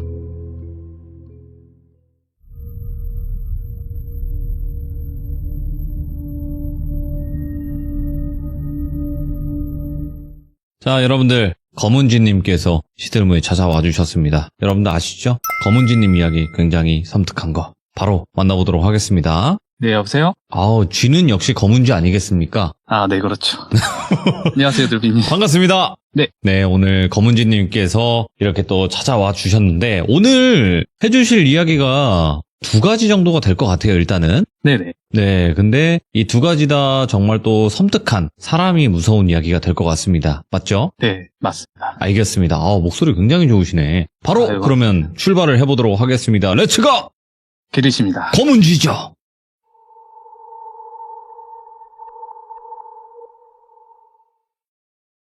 일단, 이 이야기는 제 동생이 학창시절 때 학원을 다녔는데, 그 학원 선생님께서 해주신 이야기예요.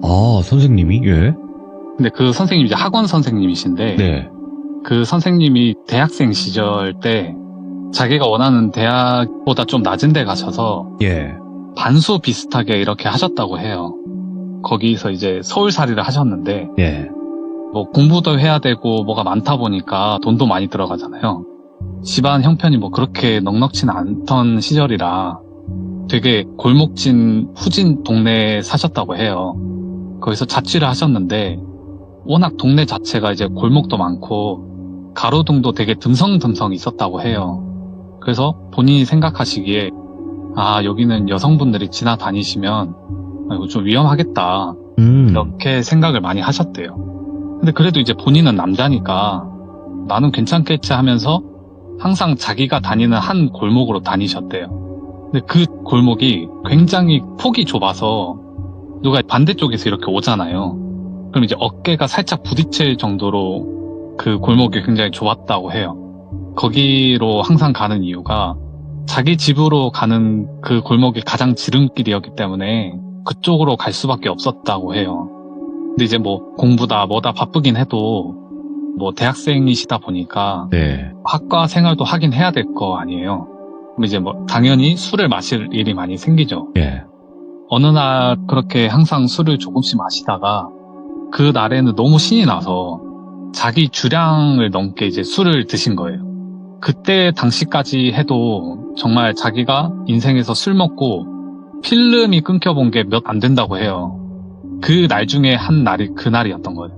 근데 돌비님도 그렇고 시청자님들도 필름 끊겨보신 적 있으실 텐데. 저는 없네요. 없으세요? 예. 그게 필름이 끊기면 가끔 완전히 끊기시는 분들이 계시고 중간중간에 이렇게 필름이 하나 튀었다 나가듯이 기억이 날 때가 있는 사람이 있거든요. 근데 그것처럼 술집 안에서는 소주를 한 병 반쯤? 그 정도 마셨다 싶을 때부터 완전히 기억이 없더래요. 근데 이제 술집에 나와서 휘청거리면서 집에 한 발짝 한 발짝 걸어가는데 그때가 이제 비가 많이 왔다고 해요. 근데 이제 집에 가는 기억이 드문드문 나는 거예요. 집에 빨리 가려 했는지 귀가 본능인지 몰라도 자기가 항상 가던 그 좁은 골목으로 가고 있더래요. 정신을 차려보니까. 근데 골목 이제 반대편에 우뚝 서가지고 가려고 하는데 예. 저 반대 끝에서 우비를 입은 남자가 모자까지 이렇게 푹 쓰고 오고 있더래요. 그래서 거기서 또 툭 끊기더래요, 기억이. 그러다 다시 딱 기억이 떠오르는 게 그 남자가 바로 앞에 이렇게 와 있는 거예요. 둘이 스쳐 지나가는 그 상황인데 예. 그 남자가 이제 크로스백 형식의 가방 있잖아요. 그거를 우비 안에 메는 게 아니라 바깥에 이렇게 메고 있었는데 그거랑 이제 선생님의 어깨랑 어깨빵 하듯이 툭 닿은 거예요. 근데 그게 워낙 무거웠대요. 그래서 안 그래도 휘청휘청 중심을 못 잡고 걸었는데 그 상태에서 이제 부딪히니까 넘어진 거예요. 그 좁은 골목에 넘어지다 보니까 손을 이렇게 벽을 짚다가 손이 쓱 긁힌 거예요, 벽에서. 그래서 아프다 하면서 손을 바라보고 이 사람이 그래도 이렇게 사람을 미쳤으니까 좀 미안하다 하겠구나 하면서 뒤를 돌아봤는데 그냥 쓱 가더래요. 그래서 어처구니가 없어서 아니 저기요 이렇게 말을 했대요. 근데 그 사람이 뒤를 이렇게 쓱 쳐다보는데 일단 우비도 쓰고 있고 모자도 쓰고 있고 비도 오잖아요. 약간 공포영화의 클리셰 같아서 좀 무섭더래요. 예. 눈이 딱 마주쳤는데 그렇게 흘깃 보고는 다시 돌아서 가더래요. 그래서 그 자리에 앉아서 어른 채로 가는 거를 유심히 보다가 완전히 가고 난 후에 뭐 10 접하면서 이제 투덜투덜 하면서 집에 갔대요. 그때부터 이제 살짝 술이 깨서 이제 옷이 완전히 젖었잖아요. 옷을 완전 다 벗어서 화장실에 있는 그 물에 담긴 대야가 있었대요. 거기에 이렇게 툭 던져놓고 씻으려고 하는데 너무 속이 안 좋더래요. 너무 힘들어가지고 안 되겠다. 잠깐 거실에 누워 있어야 되겠다 하고 거실에 이렇게 대자로 뻗어 있는데 그대로 잠이 드신 거예요. 근데 이제 잠이 들기 전에 이렇게 술 마시면 한숨 후 이렇게 막 쉬잖아요. 그러고 있는데 아까 그 툭 부딪혔을 때 문득 딱 생각나는 게 여자 향수 냄새 말고 화장품 진한 냄새 아세요? 남자 스킨 냄새도 아니고 정확히 여자 화장품 냄새. 예? 그 냄새가 나더래요. 비도 오고 그래서 그 사람 분명히 남자였는데 왜 여자 화장품 냄새가 나지? 하고 그렇게 생각을 하다가 그 상태에서 이제 잠이 드신 거예요. 다음날 아침 이제 깨가지고 부랴부랴 이제 샤워를 하면서 화장실에 가셨겠죠. 당연히 이제 씻어야 되니까. 샤워를 하다가 문득 이제 대야를 쳐다봤대요. 근데 그때 술을 마시러 갈 때 선생님께서 하얀색 셔츠를 입으셨어요. 근데 제가 여성부 화장품을 잘 몰라서 그런데 네. 파운데이션이라고 하나요? 톡톡 바르는 거. 네네. 그 약간 비비크림 비슷한 색깔 나는 거 있잖아요. 피부 네네. 좀 트러블 숨기는 거. 예. 그거가 살짝 묻어 있고 거기 위에 또 립스틱 비슷한 거 있잖아요. 그것도 살짝 묻어 있더래요. 저게 어디서 묻었지? 자기 생각에는 뭐 아무래도 과 행사 비슷하게 이제 술을 마셨으니까 네. 뭐 동기나 뭐 후배들 여자들이 지나가다 그랬을 수도 있는데 아무리 생각해도 그때 제일 심하게 부딪혔던 건 그 남자거든요. 예.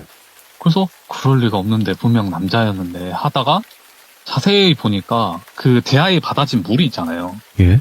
그 부분 침전된 곳에 약간 불구스름 하더래요. 그래서 저게 뭘까 하고 보는데 워낙 그 색이 얕아가지고 예.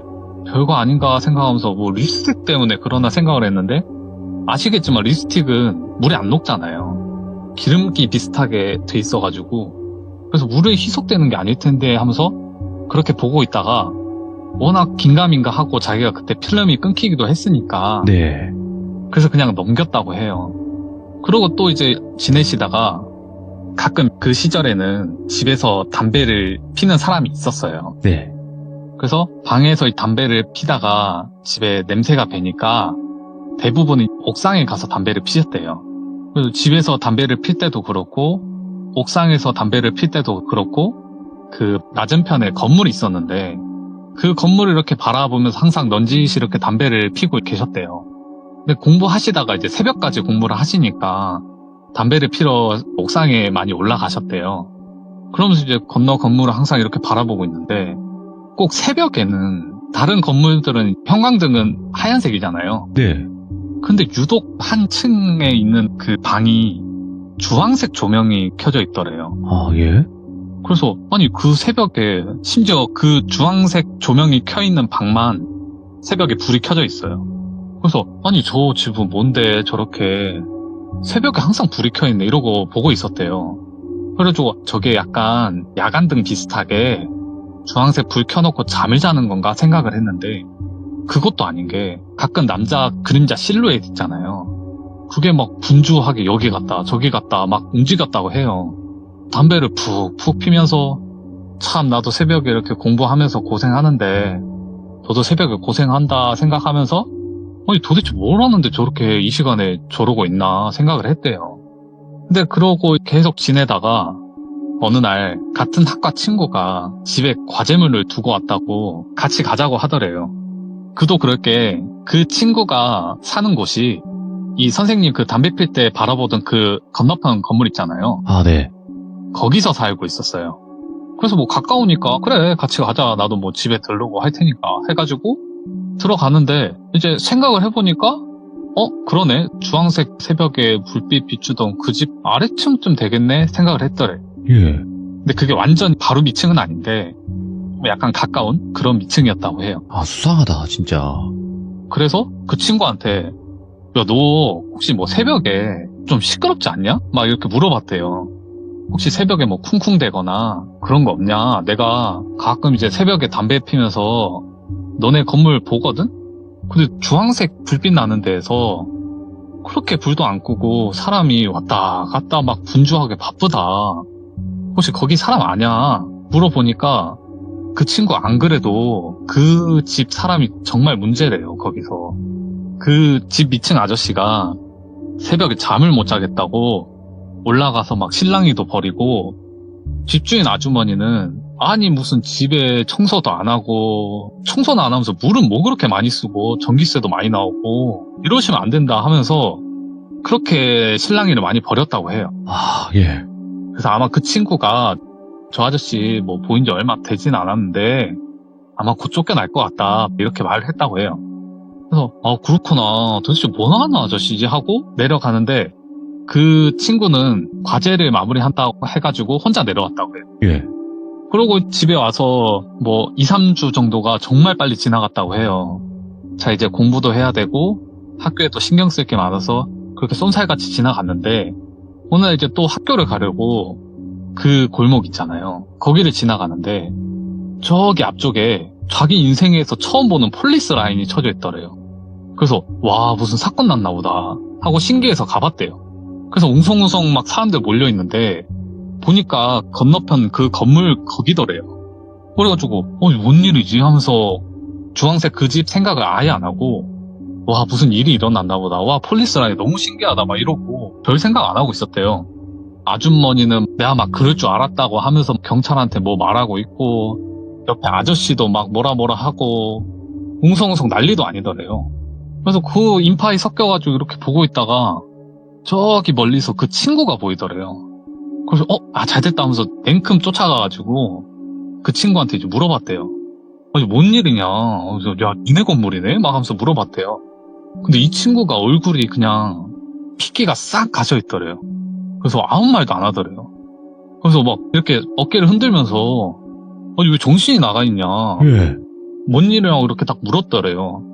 갑자기 친구가 말을 하는데 야, 여기 살인사건 났다. 야, 근데 그게 한두 명이 아니래. 너 그 주황색 조명빛 난다던 그 집 있잖아, 거기인 것 같아. 딱 소리를 듣는데 얼굴에 핏기가 다 가시는 느낌이 들더래요. 야, 얼마나 섬뜩할까, 이거. 그래가지고 한참을 보다가 거기 피해자분들이 대부분 이제 여성분들이었다고 해요. 그래서 곰곰이 다시 학교를 가면서 생각을 해왔는데 그 골목에서 부딪힌 그 사람 있잖아요. 그 사람도 그 사람인가 싶더래요. 그리고 자기가 이제 새벽마다 담배 피우면서 봤던 그 실루엣 있잖아요. 그게 뭐 하고 있는지 생각해보니까 아마 범죄 그거를 이렇게 치우고 그랬던 게 아닌가, 그렇게 생각을 하고 있었는데 말 그대로 그 폴리스 라인이 쳐져 있다는 거는 사건을 치고 도망을 간 거잖아요. 그때 당시에는 잡히지 않았던 거예요. 근데 그 범인이 나중에 잡혔거든요.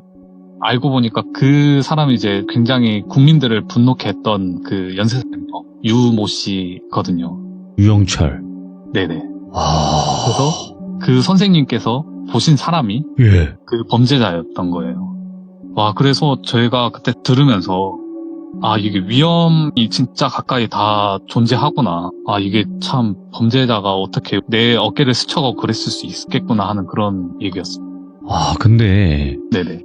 진짜로 이게 유명한 지금 연쇄살인마하고 네네. 그 유영철은 사실 사회에 나올 수가 없잖아요. 이제 그죠. 감옥에서 죽을 텐데 이런 제2의 유영철이 우리 주변에 있을 수도 있는 거니까. 네, 그게 가장 소름 돋았어요. 그쵸. 우리 주변에 가까이 있을 수 있다라는 게 가장 무서운 것 같아요. 그죠. 그리고 그 예. 선생님은 아무래도 그 사람이랑 눈이 마주쳤잖아요. 그렇죠. 와, 그것 때문에도 더 소름이 돋았다고 해요. 야, 그래요. 그러면 첫 번째 그 주황색 등이 들어와 있는 집에 관련된 이야기였던 것 같고요. 그리고 두 번째는 어떤 이야기가 될지 바로 출발을 해보도록 할게요. 이 두 번째 이야기는 이건 제가 실제로 겪은 이야기고요. 뭐 제목으로 말씀드리자면 골목으로 다니면 안 되는 이유입니다. 공교롭게 앞 이야기도 골목 얘기인데 오, 예. 이거는 제가 고등학교 다닐 때 얘기예요. 제가 학창시절 때 운동을 정말 좋아했어가지고 뭐 킥복싱, 유도 이런 거를 굉장히 많이 했었거든요. 그래서 이제 내가 진로를 약간 이런 쪽으로 해야 되나 생각을 하고 있었는데 제가 그때 고등학교 시절에는 야자가 말이 야간 자율이지 자율이 아니었어요.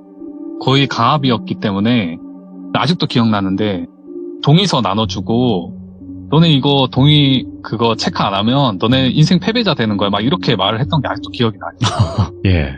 그래가지고 꼭 해야 되는 거였어요. 그래서 원치도 않던 이제 야자를 밤 10시까지 하면서 뭐 잠을 자거나 책을 읽으면서 보내고 그리고 그게 끝나면 저는 10시부터 12시까지 또 운동을 했어요. 체육관에 가서.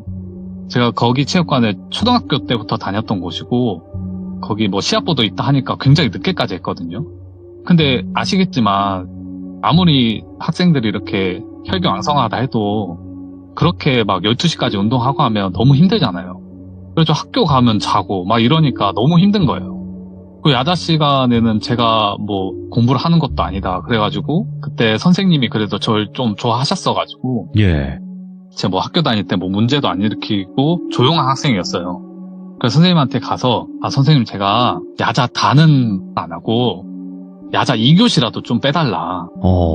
야자가 이게 1교시, 2교시로 나뉘어 있는데 1교시가 8시까지고 2교시가 10시까지예요. 그러니까 저는 8시까지만 하고 집에 보내달라. 제가 뭐 운동 이렇게 해서 시합도 나가고 할 거다. 이렇게 말을 하니까 선생님이 그래도 알겠다 하셨어요. 그래서 저는 2교시를 안 하게 됩니다. 1년 동안 2교시를 뺐어요. 8시만 되면 친구들의 이제 부러운 눈초리를 받으면서 집에 갔는데 이게 사람들 시선이 좀 무서운 게 그때 당시에 또 다 야자를 하던 시절이었잖아요. 근데 저는 야자를 빼고 집으로 가면 분명히 교복을 입고 있었을 거 아니에요. 이제 막 어른들이 이렇게 보면서 뭐 동네가 크지도 않아가지고 쟤는 어디 고등학교 학생인데 2시간에 땡땡이 치고 집을 가나 보네. 예. 하루도 아니고 맨날 가나 보네. 이렇게 생각이 들 것 같은 거예요. 예. 그래서 제가 찔려가지고 골목을 항상 숨어 다녔어요. 사람들 좀 안 보이게. 골목이라 하기도 좀 애매한 게 큰 도로가 나 있는데 그 옆에 막 상가 사이사이로 이렇게 길이 나 있잖아요. 그런 골목이었어요.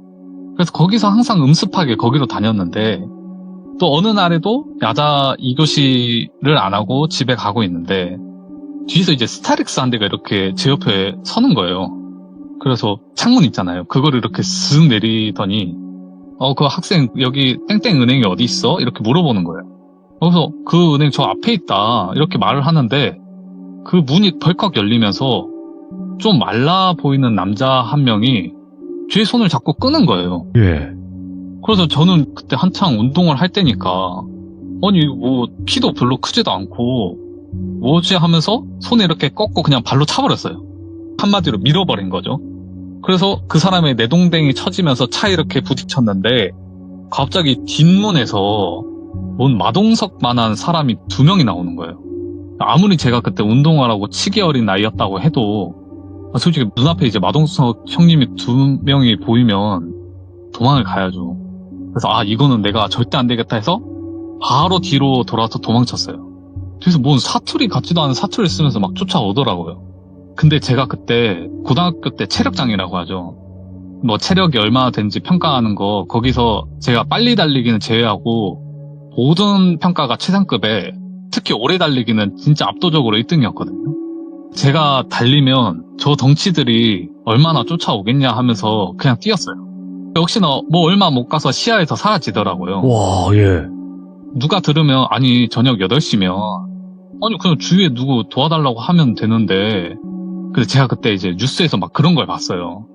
아파트나 이런 공공장소에서 어떤 분이 이제 살려달라고 막 울부짖었는데 네. 그 분이 잘못될 때까지 아무도 도와주지 않았어요. 그러니까 막 이런 사회가 찾아왔다. 왜냐면 내가 이거 도와줬을 때 저 사람이 신고자일까 난 걸 알고 그럼 나는 가정이 있는 사람인데 저 사람이 왜 예를 들어서 감옥에 갔다 와서 우리를 해코지하면 어떠냐 이래가지고 그때 항상 좀 이슈가 됐던 사건이 있었어요. 제가 그 이제 뉴스에서 봤어가지고 그것도 있고 일단 경황도 없었어요. 그래서 그냥 막 달렸어요. 잡히면 뭐 경찰이 오기 전에 제가 뭘 다 할 것 같은 거예요. 원래 펜보다 주먹이 빠르다고 하잖아요. 그래서 저를 못 도와줄 것 같다는 생각에 그렇게 도망을 쳤는데, 일단 제가 거기 아파트나 이런 걸 다 꿰고 있었어요. 또 제가 어릴 적에 옛날 꼬맹이들 많이 했던 아파트와 아파트 간에 뭐 서바이벌 많이 했었잖아요. 네. 비탄 총 들고. 그랬기 때문에 그 아파트 내부는 아주 꿰고 있어요. 그래서 제일 외진동 아파트로 들어가서 어떤 아파트 보면 1층에 올라가는 계단 있잖아요. 그 계단 밑에 그 공간이 있는 데가 있어요. 거기에 이제 뭐 자전거 두고 막 이러거든요. 근데 이제 거기 자전거를 치우고 제가 거기 들어가서 숨은 거예요. 그리고 거기 앞에 자전거로 다시 맞고. 그래가지고 한 숨어 있다가 뭐 몇 분 지나면 없겠다 생각하고 가겠지 하고 숨어 있었어요. 근데 그러고 한 15분이 지났나? 그 덩치 큰 마동석 형님 중에 한 사람이 제가 있는 그 아파트 문 앞으로 쓱 들어오는 거예요. 그래서 심장이 쿵쾅쿵쾅 하는데 그 남자가 이렇게 거기서 두리번 살피더라고요. 막 입을 틀어막고 있는데 정말 1층을 샅샅이 뒤지는 거예요. 그래서 속으로 계속 이 말만 했어요. 여기는 안전하다. 여기는 안전하다. 여기 아무도 못 찾았다. 이때까지 하면서 생각을 하다가 맞다. 핸드폰 이 생각이 든 거예요. 핸드폰을 꺼놔야겠다. 전화 올리면 안 되니까 하면서 저 덩치가 잠깐 저기 갔을 때 핸드폰을 꺼버렸어요. 그래서 이렇게 끄고 나서 있는데 점점 그러면서 제가 패닉이 찾아와요. 그러고 있다가 그 덩치가 앞을 살피더니 결국 나가요. 근데 이게 패닉이 오면 사람이 판단이 안 되잖아요. 너무 무서운 거예요. 저 사람이 나갔을 때 얼른 뛰쳐나갔어야 되는데 잡힐 것 같은 거예요. 그래서 제가 거기서 얼마나 있었냐면 1시간 반을 있었어요. 너무 무서워가지고 나가면 죽겠다 싶어서 그러고 있는데 솔직히 도비님도 생각하시기에 1시간 반이면 갔을 거 아니에요. 예. 아니 근데 나왔는데 제가 진짜 슬금슬금 나왔어요. 근데 제 앞동이 이렇게 땅으로 치면 밑에 쪽에 있었거든요. 그 밑에 쪽에 그 멸치 한 명이랑 덩치 2명이 있는 거예요. 아니 이거 미치겠다. 저 징글징글한 사람들은 왜 나만 쫓아오는 거지 이 생각을 했어요. 그러다가 저를 본 거예요. 또 달렸어요.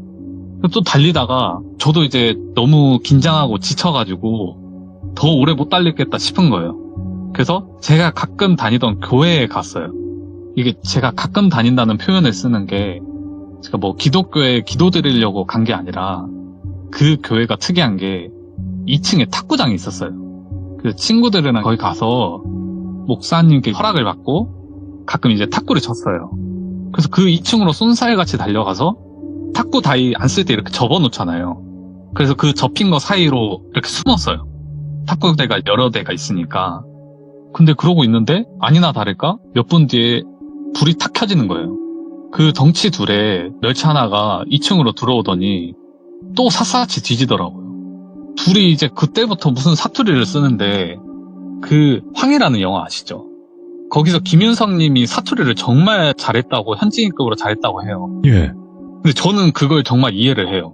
정말 그 사투리랑 닮아있는 사투리였어요. 그 사투리가. 그러니까 한마디로 약간 그쪽 사투리인 것 같더라고요. 그래서 저 사람 한국 사람이 아니구나. 근데 멸치 있잖아요. 멸치는 서울 말을 썼어요. 그래서 저거 그때 당시에 또 유명했던 그 매매 이런 게 유명했던 때라. 네. 아니 그런 거 서울에만 일어나는 거 아니었나 이 생각을 했어요. 그래서 아니 여기에 왜 저런 사람이 있지 하면서 나 심장 뛰는 소리 저기까지 들리는 거 아닌가 하고 이렇게 숨어 있었어요. 예. 그렇게 이제 셋이서 계속 얘를 어떻게 해야 된다 만다 뭐 이렇게 얘기를 하는데 그 중에 이제 목사님이 들어오신 거예요. 여기 어떻게 찾아오셨냐. 여기 그 주인이 있는 건물이기 때문에 이거 막 들어오시면 안 된다. 혹시 뭐 탁구를 치실 거나 뭐 대여를 하실 거면 1층에 오셔서 말을 하셔야 된다. 딱 얘기를 하시다가 당연히 뭔가 이상한 걸 눈치를 채신 거예요. 잠깐 두리번 거리시더니 어디서 오신 분들이에요? 이렇게 물어보는 거예요. 근데 그 순간 이제 덩치들 눈빛이 약간 이 목사님 그냥 여기서 제낄까 하는 눈빛인 거예요. 그래서 이런 굉장히 급박한 상황에 갑자기 위에서 노랫소리가 들리는 거예요. 성가대라고 하나요? 그때가 마침 크리스마스 전이었어요. 그래서 합창을 연습을 하고 있었던 거예요. 그래서 소리만 들어봐도 좋기 30명은 넘어 보였어요. 그래서 뒤에서 뭐 부목사님인지 뒤에 한 분이 더 오셨어요. 그리고 또 이제 덩치들이 딱 살기를 거두고 가만히 있더라고요. 말은 멸치가 다 하고 신랑이 아닌 신랑이를 버리는데 덩치 둘 중에 한 명이 이렇게 두리번 계속 쳐다보는 거예요. 그러다가 제가 이제 탁구대 사이로 눈만 이렇게 빼꼼을 하고 있었잖아요. 예. 근데 그 눈이랑 딱 마주친 거예요. 순간 진짜 심장이 뭐 총 맞은 것처럼 제 눈앞에 딱 멈춘 거예요. 그 시선이. 그 시선을 거두지 않고 계속 저만 보고 있는 거예요. 그래서 속으로 괜찮다. 여기 위에 사람만 30명이 넘고 목사님, 부목사님이 날 그대로 두지 않을 거다. 아, 그래도 기독교인이신데 그래도 살려주시겠지 하는데도 손발이 벌벌 떨리는 거예요. 얼마 시간이 지났는데 덩치가 시선을 거두고 멸치가 이제 그냥 가자고 하더라고요. 예. 아무래도 목사님께서 이제 뭐 경찰 얘기 막 이런 얘기까지 나오니까 아, 이거 우리가 쟤를 잡았을 때보다 리스크가 커지겠다 생각을 한 것 같아요. 그래서 서로 뭐라 얘기를 하더니 남은 덩치 한 명이 이제 멸치한테 뭐라 해요.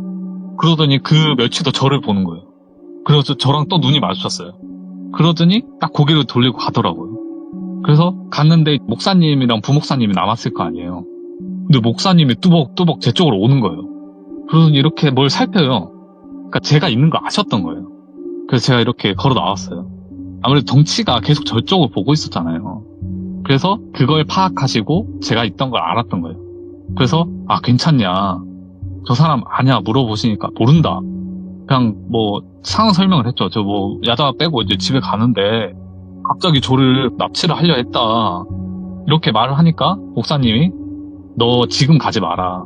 분명히 너 여기까지 그렇게 쫓아온 사람들이면 너가 집에 갈 때 집을 분명히 알아내려고 할 거다.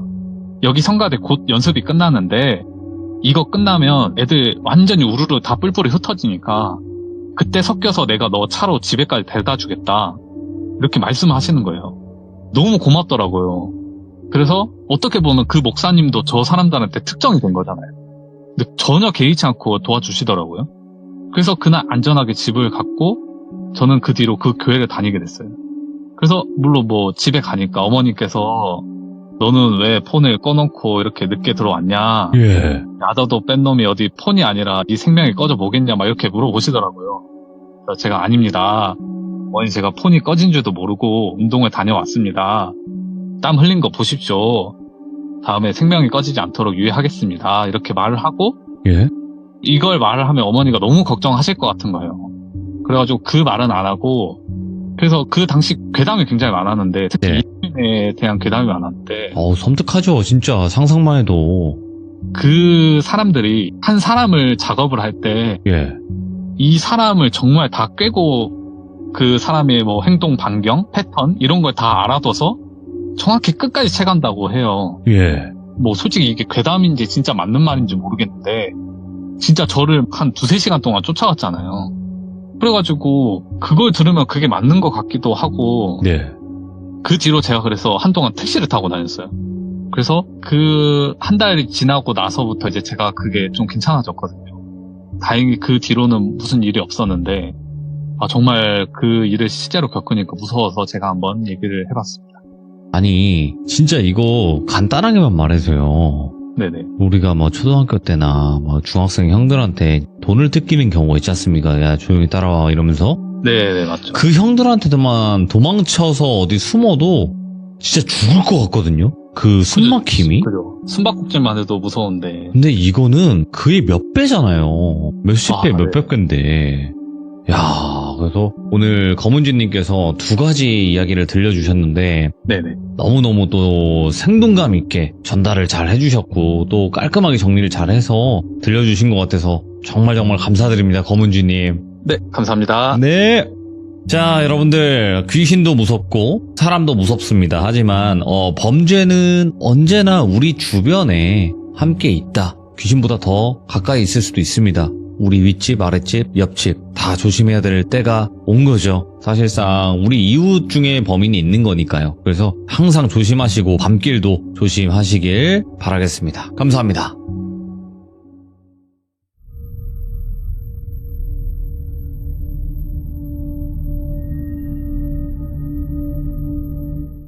자, 이번 이야기는 시청자 레몬사탕님께서 시들모에 찾아와 주셨습니다. 바로 레몬사탕님을 만나보도록 할게요. 네, 안녕하세요. 레몬사탕님. 네, 안녕하세요, 돌비님. 오우, 상큼하네요. 시큼하고. 아, 네, 야, 상큼합니다. 레몬사탕 그 상상을 해봤거든요. 아, 네네. 굉장히 시큼시큼합니다. 아, 그쵸. 아, 네. 시큼한 사람이 되려고 노력 중입니다. 알겠습니다. 네. 하지만 오늘은 시큼하기보다는 또 이제 섬뜩함을 주셔야 될 것 같은데. 자, 아, 일단은 오늘 해주실 이야기가 네네. 또 실제로 겪었던 이야기인 것 같아요, 보니까. 네네. 근데 이제 간단하게, 아주 간단하게 스포 없이 어떤 이야기인지만 말씀해 주시면 좋을 것 같아요. 아, 네. 이제 제가 겪었던 실화이고요. 되게 좀 기상천외한 일이었어요. 그러니까 그런 이야기 아시나요, 혹시? 어떤 현상을 봤는데 그 현상이 2년 전에 있었던 현상이었던 거예요. 오? 근데 2년 전에 있었던 현상이었는데 그것을 제가 지금에서야 본 거죠. 아, 무슨 얘기인지 알겠어요. 그러니까 말 그대로 예전 과거에 있었던 그 장소와 그 현장에서 있었던 일들이 보였다라는 거네요. 네, 그쵸. 오케이, 알겠습니다. 자, 그럼 바로 출발을 해보도록 할게요. 렛츠고! 길이십니다. 레몬 사탕이죠.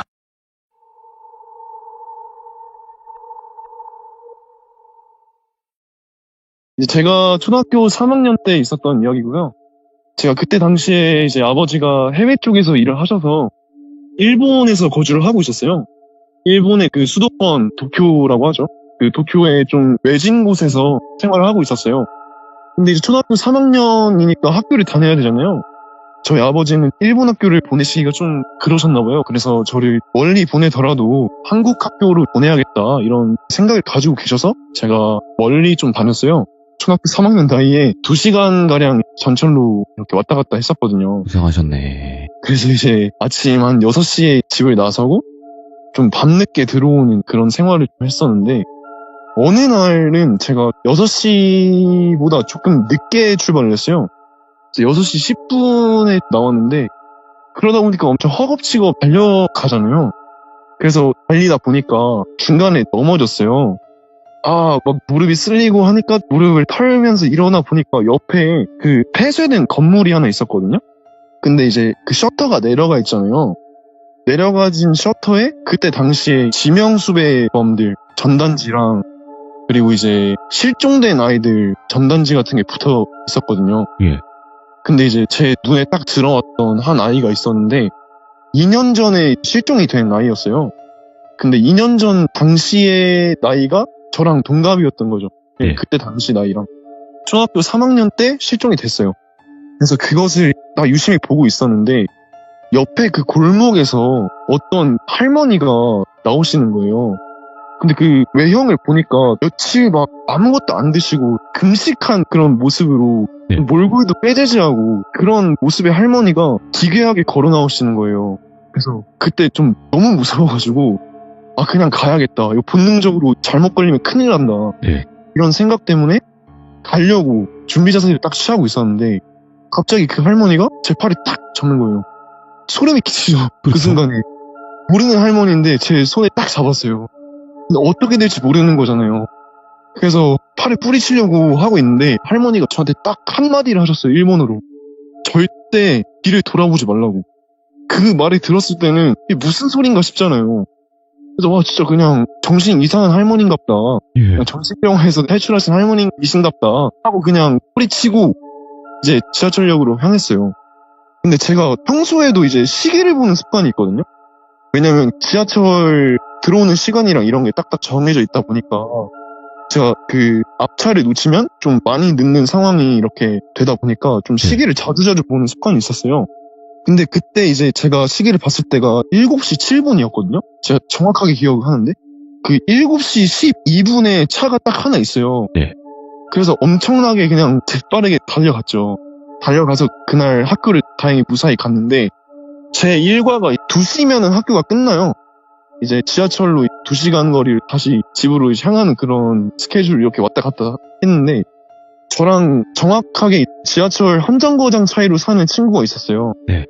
그래서 그 친구랑 서로 친해져서 서로 담소도 나누면서 재밌는 얘기 하면서 이렇게 왔다 갔다 했던 친구가 있었는데 그 친구 집을 자주 놀러 갔었어요. 얼마나 많이 놀러 갔으면은 그 친구 부모님도 저를 아실 정도로 제가 많이 이렇게 그 친구 집에 이렇게 놀러 갔었었는데, 그날도 제가 그 친구 집을 놀러 갔었어요. 근데 보통 그 친구 집에서 늦게까지 놀다 보면은 엄마가 차로 이렇게 저를 데리러 와주시는 그런 게 있었었는데, 제가 단 한 번도 그 친구 집에서 혼자서 지하철 타고 집에 가본 적이 없었거든요. 네. 근데 그날따라 부모님이 일을 보셔야 된다 하셔가지고 혼자 지하철을 타고 집에 가라 라고 말씀하셨어요. 그래서 제가 그럼 알겠다. 내가 그러면은 그 친구 이름을 똘비라고 할게요. 그 똘비랑 같이 지하철역까지 이렇게 데려다 달라고 하겠다 얘기를 했었어요. 근데 이제 지하철역까지 대충 집에서 한 15분 정도 거리가 됐었거든요. 그래서 어찌저찌 이렇게 같이 똘비랑 가고 있었는데, 똘비가 갑자기 중간에 아버지가 돌아오셨다. 예. 나 들어가 봐야 된다. 이야기를 딱 한 거예요. 근데 그 말을 했던 장소가 하필이면은 되게 어두컴컴한 장소 있잖아요. 아이고, 예. 그 장소에서 갑자기 미안하다 하면서 나머지 지하철역까지 가는 길을 저한테 이제 설명을 딱 해줬죠. 그때 당시 신호등 하나가 앞에 있었고요. 그 뒤로 나무가 엄청나게 막 깔려져 있는 광장이라 해야 될까요? 넓은 길이 하나 있었어요. 근데 이제 거기서 저쪽 쭉 가가지고 앞으로만 한 3, 4분을 질주를 하면은 지하철역이 딱 보일 것이다. 네. 이렇게 얘기를 해주고 똘비는 집에 갔어요. 진짜 그때 생각만 해도 진짜 너무 소름이 끼치는데, 제가 휴대폰을 시간을 확인하려고 딱 봤어요. 근데 아까 그 할머니를 만났던 시간 있잖아요. 7시 7분. 근데 휴대폰 화면이 딱 정확하게 7시 7분이었는데 그 뒤로 시계가 안 흘러가는 거예요, 시간이. 너무 무서우니까 당시에 이제 부모님께 연락하는 습관이 있었는데, 전화를 하려고 전화 메뉴로 이렇게 넘기는 버튼을 아무리 눌러도 7시 7분 그 메인 화면 고정이 돼 있고 안 넘어가는 거예요. 그래서 이거 너무 이상하다. 근데 그 주변에 보면은 한참 그 직장인 분들이 퇴근을 하시는 시간이에요, 일본에서는. 근데 제가 있는 그 거리에는 사람도 없고 차도 안 다니고 앞에 광장을 지나가야 되잖아요. 근데 그 양옆에 가로등이 엄청나게 서져 있었어요. 네. 근데 그날따라 불이 안 들어오는 거예요. 저녁이면 불을 켜야 되잖아요. 제가 이거 진짜 너무 깨름직하다. 진짜 빨리 가야겠다라는 생각을 가지고 그 길을 계속 걸어가고 있었어요. 예. 근데 진짜 아무것도 안 보였거든요, 앞이. 두리멍으로도 아무것도 안 보일 정도로. 근데 저 멀리 불빛이 딱 보이더라고요. 그래서 그 불빛에 의존해서 가야겠다 하고 딱 빛을 따라서 딱 갔는데, 이제 가까이 가니까 그 공중 화장실 있잖아요. 네. 공중 화장실 하나가 딱 있는 거예요. 근데 갑자기 그 안에서 비명이 들립니다. 남자 아이 비명. 그래서 그 순간 진짜 다리가 안 움직였어요. 몸이 경직돼 있었어요. 그래서 어떡하지 하고 딱 있는데 문이 덜컥하고 열리더니 그 배관공 차림을 한 할아버지가 뚜벅뚜벅 나오시는 거예요. 정확하게 딱 기억이 나는데 코가 되게 오똑하시고요. 입 주변에 상처가 있으세요. 운중 쪽으로 이렇게 엄청 긴 상처 있잖아요. 홈맨 듯한 상처. 그리고 그 한쪽 눈이 불편하신 분 있잖아요. 눈이 안 보이시는 분. 한쪽 눈만 그런 눈을 하신 할아버지가 진짜 그 입이 귀에 걸리게 웃는다 라는 표현이 있잖아요.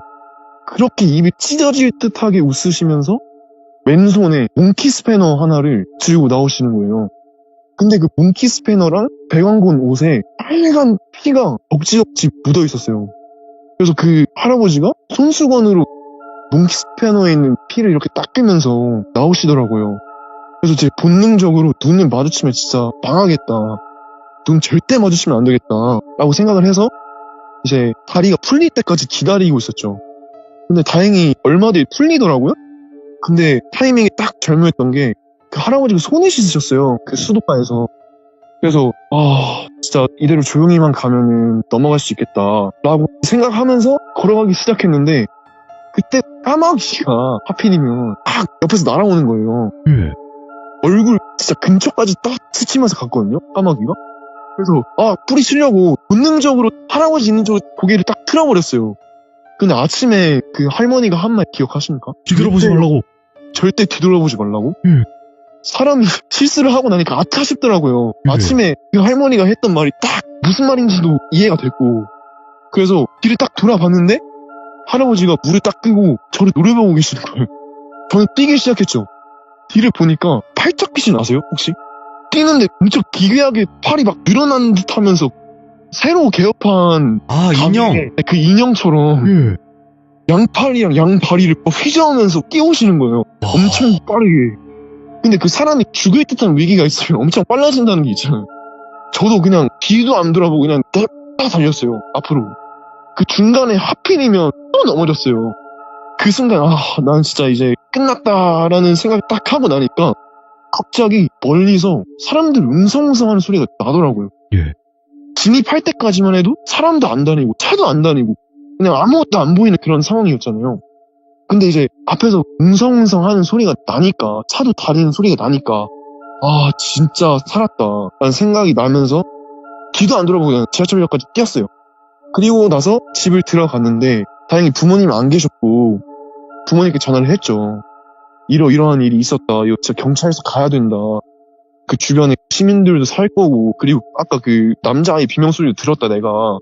이거 진짜 큰일 난다 하면서 경찰서로 딱 갔어요. 근데 경찰관 분이 저한테 하시는 말이 그때 들었을 때 진짜 소름 끼치면서 진짜 어이가 없더라고요. 왜요? 제가 정확하게 그 장소, 그 공터 안에 있는 공중 화장실이다. 주소까지 딱 찾아서 보여드렸어요. 예? 근데 그 경찰관 분이 하시는 말이 여기 공중 화장실 없는데요? 여기 공중 화장실 2년 전에 없어졌어요. 아, 있었긴 했구나. 네, 이거 공중 화장실 2년 전에 누가 막 자살해가지고 그거 없어졌다 이러시는 거예요. 근데 그 사건이 자살인지도 모르고 타살인지도 모르고 미제 사건으로 딱 끝난 사건도 있잖아요. 그 사건이라는 거예요. 그것 때문에 공중 화장실이 없어졌다. 예. 그 말을 듣고 엄청 소름이 끼치더라고요. 예. 그래서 아침에 봤던 그 할머니가 경찰서까지 오시게 됐어요. 어찌저찌 제가 할머니도 만나 뵀었다. 이렇게 얘기를 하니까 그때 당시 사람 찾는 기술이 나름 좋았던 시대여서 네. 그 할머니를 딱 모시고 왔는데 그 거리에서 유명하더라고요. 지하철 거리에서. 오. 미친 할머니다. 아, 정신 나간 할머니다. 사람들이 막 얘기하시기로는 할머니가 계속 그걸 읊조렸대요. 금방 꺼내줄게. 기다려. 금방 꺼내줄게. 이런 얘기를 계속 읊조렸다는 거예요. 실종된 아이 포스터를 보면서. 그래서 그 할머니가 경찰관 분한테 그랬다는 거예요. 저는 그 현장에 있진 않았지만 제 아버지가 상황 처리하러 경찰서에 가는데 그때 들었던 이야기로는 할머니가 삽 챙기라고 경찰관한테 이거 땅 파야 된다고. 예. 제가 봤다는 그 공중 화장실 있잖아요. 네. 정확히 맞는지는 모르겠어요. 근데 그 장소 언저리에 땅을 파보니까 사람 뼈 있잖아요. 유골이 나왔구나. 유골이 나왔어요. 와. 근데 그 크기가 딱 초등학생 남자아이. 그래서 DNA 검사 다 해보니까 예. 제가 아침에 봤던 그 포스터 속의 아이, 그 아이였다는 거예요. 실종된 애구나. 네. 그리고 그 할머니도 신원을 딱 조회를 해보니까 이 아이의 할머니셨던 거예요. 근데 그 아이가 실종이 되고 나서 부모님이 우울증을 걸리셔서 한부모 가정이었거든요. 아. 그 어머니가 우울증이 너무 심하게 걸려서 자살을 하셨다는 거예요. 그래서 그 할머니도 솔직히 그냥 미쳐 돌아버리죠. 그렇죠. 예. 그렇게 2명이 갔는데. 근데 그때 당시에는 아이가 실종이었잖아요. 실종으로 알고 있었잖아요. 뭐 시도 안 나오고 이런 상황이었는데 할머니한테 귀신이 쓰인 것 같다고 하더라고요. 왜냐면 계속 그 말을 읊조렸잖아요. 꺼내줄게. 꺼내줄게. 기다려. 그때 당시 생각만 하면은 진짜 너무 소름이 끼치고 제가 살면서 겪었던 일 중에 진짜 세 손가락이 들 정도로 너무 소름 끼쳤던 그런 경험이었습니다. 세 손가락이라고 하면 두 손가락이 남았다라는 거예요?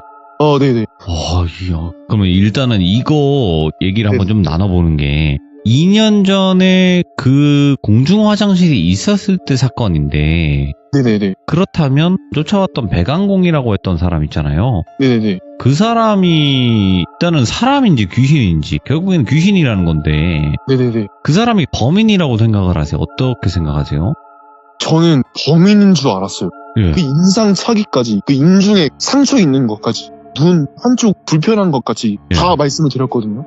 근데 찾을 수가 없대요. 와. 그 할머니도 찾았던 그 경찰관 분들이 예. 찾을 수가 없대요. 또 이런 일을 겪으시지? 그러니까 2년 전에 그 사건 현장을 2년 네. 뒤에 그냥 빈 건물, 폐건물로 되어 있는 그 상태에서 보신 거잖아요. 네네네, 맞아요. 야, 이거 좀 도와달라고 보여준 게 아닌가 싶기도 하고요. 할머니 말을 믿질 않으니까. 그쵸. 야, 이거 진짜 미스테리했겠다. 그러니까요. 그러면 일단 첫 번째 이야기지만 또 뭐 두 손가락에 남았지만 한 손가락만 먼저 한번 들어볼 수 있을까요? 네네네. 하나 더 해도 될 것 같아요. 어떤 건지 한번 볼게요. 네네. 이거는 제가 지금으로부터 네. 3년 전, 그러니까 제가 대학교 1학년 때 겪었던 이야기예요. 이제 당시에 친구, 똘비라고 하겠습니다, 이번에도. 근데 그 똘비가 오피스텔에서 살았어요. 근데 그런 오피스텔 아세요? 상가 위에 있는 오피스텔. 이건 우리나라 거잖아요, 그죠? 네네네. 네. 상가 위에 이렇게 사람이 살 수 있는 그런 원룸텔, 이런 게 있었어요. 그 구조가 어떻게 되냐면, 건물 그 상가용 엘리베이터 하나랑 그 숙소 올라가는 용 엘리베이터 하나 딱 이렇게 나뉘어져 있었어요. 그래서 이제 상가용 말고 숙소용 엘리베이터를 타고 위로 올라가면은 복도가 나오는데, 복도 진입하기 전에 공용 현관 비밀번호라고, 비밀번호 딱 누르고 딱 문을 열면은 복도로 들어갈 수 있는 예. 그런 형식의 건물이었거든요. 근데 이제 제가 똘비랑 많이 친했어가지고 그 똘비 집에서 술 파티도 막 많이 벌이고 막 이렇게 자주자주 왕래했던 그런 친구예요. 근데 똘비가 어느 날부터 대학교를 안 나오더라고요. 진짜 성실했던 친구거든요. 한 번도 지각도 안 하고 과제도 열심히 하고 이랬던 친구였는데, 어느 날부터인가 전화도 안 받고 학교도 안 나와요. 예. 그래서 일주일이 갔거든요. 근데 이제 다행히 제가 일주일 뒤에 딱 전화를 해보니까 갑자기 저한테 그러는 거예요. 나 진짜 여기서 못 살 것 같다 한마디 하고 딱 끊는데, 이게 본능적으로 직감이 오잖아요. 얘가 막 극단적 선택을 할 수도 있는 거고, 내가 지금 이 소리 들었는데 내가 가지 않으면 방관죄가 될 수 있겠다 싶은 거예요. 그래서 진짜 본능적으로 거기 방으로 갔죠. 그 친구가 10에 9호에 살았거든요. 근데 그 앞에 포스트잇이 엄청나게 붙어있더라고요. 포스트잇 하나를 떼서 보니까 진짜 입에 담을 수도 없는 욕설이랑, 진짜 제가 살면서 들어봤던 심한 욕 중에 더 심한 욕들이 막 붙여져 있는 거예요. 그리고 막 한쪽에는 또 칼로 쑤셔가지고 막 죽이겠다, 막 이런 협박 메시지도 있고. 그래서 딱 방문을 여니까 그 친구가 다크서클 엄청 낀 채로 막 울고 있더라고요, 화 안에서. 그래서 그 친구한테 딱 물어봤어요. 무슨 일 있었는지. 근데 층간소음 문제가 있더라고요. 그러니까 그 친구가 의도했던 건 아닌데, 친구가 음악하던 친구여가지고 방 안에 그 스피커가 있어요. 그래서 막 술 취하면은 흥 돋구려고 스피커로 막 음악 틀고 이렇게 했었단 말이에요. 근데 어느 날 너무 소리가 크다 하고 예. 이제 경찰관분이 딱 방문을 했던 때가 있었대요. 그래서 그런 적은 처음이라서 똘비도 엄청 놀라가지고 경찰관분한테 자초지종 설명드리고, 아 다시는 그러지 않겠다 하고 상황을 이렇게 딱 마무리를 지었대요. 근데 갑자기 한 몇 분 뒤에 인터폰 누르는 소리가 났다고 하더라고요. 근데 이제 인터폰으로 그 현관문 벨 누르는 사람이 보여야 되는데, 인터폰을 보니까 아무도 없더래요. 예. 아무도 없어. 뭐 잘못 누르셨나 보다 하고 다시 술을 마시기 시작했는데, 갑자기 또 몇 분 뒤에 또 울리는 거예요. 근데 보니까 또 사람이 없어요. 그래서 똘비가 뭐야 하면서 막 문을 딱 열었는데, 택배 박스 있잖아요. 약간 그 택배원이 붙이지 않은 듯한, 엄청 아마추어가 붙인 듯한 그런 테이프로 그렇게 하나가 딱 와있더래요. 그걸 열어보니까 노란색 음식물 쓰레기 봉투에 음식물이랑 예. 식칼 하나가 딱 놓여져 있더래요. 그래서 이게 뭐야 하면서 칼을 보고 섬뜩해했던 거죠, 네. 똘비가. 그래서 그냥 모르겠다 하면서, 그때 술이 엄청나게 취한 상태였기 때문에 그냥 음식물 쓰레기 자기가 버리고 칼도 자기가 쓰겠다 하면서 칼꽂이에 딱 넣어놨대요. 근데 그 다음날부터 학교를 가려고 나오니까 문에 노란색 포스트잇이 하나씩 붙여져 있더래요. 그래서 그 친구가 그걸 본 거죠. 그 안에 있는 심한 욕들을. 예. 그래서 학교는 가야 되니까 학교를 들렸다가 경찰서를 가서 이거를 자초지종을 설명을 드려야겠다 판단을 한 거예요. 그래서는 안 됐지만은 경찰서를 먼저 갔었어야 되잖아요. 근데 이제 그 친구가 엘리베이터를 타는데 그 아래층에서 멈추더래요. 아래층에서 팔에 문신 되어있는 막 좀 우락부락하게 생긴 남자가 탄 거예요. 그래서 같이 내려가시나 보다 하고 이렇게 딱 같이 내려가고 있었는데, 근데 똘비가 1층에서 내리려고 딱 문 앞에 서자마자 뒤에 남자가 내가 조용히 하라 했지, 진짜 옮겨버린다 막 그랬더래요. 그래서 똘비가 그때 진짜 식은땀이 흘러가지고 갑자기 모르는 남자가 너 조용히 해라 했지, 너 죽여버린다 하니까. 그래서 너무 무서웠지만 학교로 일단은 갔대요. 근데 소름이 끼치는 게 휴대폰에 문자가 10통씩이나 와 있더래요. 아까 포스트잇에서 봤던 그 문자 있잖아요. 왠지 그걸 쓴 사람이 이거를 보냈다. 예. 똑같은 엄청 심한 욕들이 10통씩이나 와 있더래요. 부재중도 막 모르는 번호로 막 와 있고. 예. 그래서 그거를 보고 경찰서로 갔더래요. 근데 이제 당시 경찰서가 너무 바빠가지고 접수만 하고 가세요, 접수하시면 저희가 알아서 이렇게 처리하겠습니다, 이런 식으로 하고 돌려보내더래요. 예. 근데 어떻게 보면 생명에 지장이 있을 수도 있는 문제잖아요, 그렇죠. 그 똘비한테. 그래서 와 진짜 갑자기 5만 가지 생각이 다 들더래요. 그때 봤던 남자가 칼 들고 쏘면 어떡하지, 막 5만 가지 생각이 다 들어가지고 답이 하나밖에 안 나오더래요. 집에서 그냥 조용히 있는 거. 그래서 그날 이후로 전화도 안 받고, 왜냐면 전화기 틀면은 계속 막 실시간으로 올라오니까 그 문자들이. 예. 그리고 막 번호로 계속 전화도 오니까. 그러니까 그냥 휴대폰을 다 꺼놓고 자기 좋아하는 음악 들으면서 그냥 집 안에서 계속 있더래요. 그때 이제 제가 온 거죠. 제가 뭐라 했거든요. 아니 너 바로 경찰서로 가가지고 경찰들이 그렇게 대처를 하겠다 하면은 아니라고, 나 이거 진짜 큰일 날 수도 있다 하면서 너가 따졌었어야지, 이렇게 얘기를 했었어요. 갑자기 그날 번뜩 저한테 그러더라고요. 같이 하룻밤만 지내달라고, 너무 무섭다고. 왜냐면 들어보니까 저녁마다 또 인터폰을 계속 누르더래요. 화면에도 안 보이는데 계속 막 누르고 도망가고 누르고 도망가고, 아침에 보면은 뭐 노란색 포스트잇 다 떼놨는데 다시 붙여져 있고, 이런 상황이 계속 반복되니까 저한테 진짜 너무 무섭다, 하룻밤만 같이 자달라 그러더라고요. 그래서 그래 뭐 오랜만에 술 마시면서 담소 나누자 이렇게 해서 편의점으로 가려고 나왔어요. 근데 제가 처음에 설명드렸던 거 있잖아요. 현관으로 들어오려면 비밀번호 락키를 딱 누르고 문을 열고 들어가야 된다. 근데 그 문이 부서져 있는 거예요. 그 공동 현관 문이 부서져 있고 엄청 고장나 있고, 그리고 비밀번호 탭키도 누가 막 찍어 누른 듯하게 다 박살이 나 있는 거예요. 그래서 그 친구가 미쳐돌죠, 똘비가. 당장 그걸 다 잡아야 된다고, 아니면 여기 시민들 다 위험해질 수도 있다. 그래서 제가 바로 CCTV를 보러 관리실로 갔어요. 왜냐면 그 증거 영상이 있어야 될 거 아니에요. 누가 찍었으면. 친구 사는 집 그 아래 상가가 종합병원이었어요. 정신병원이 가장 가까운 층이었거든요.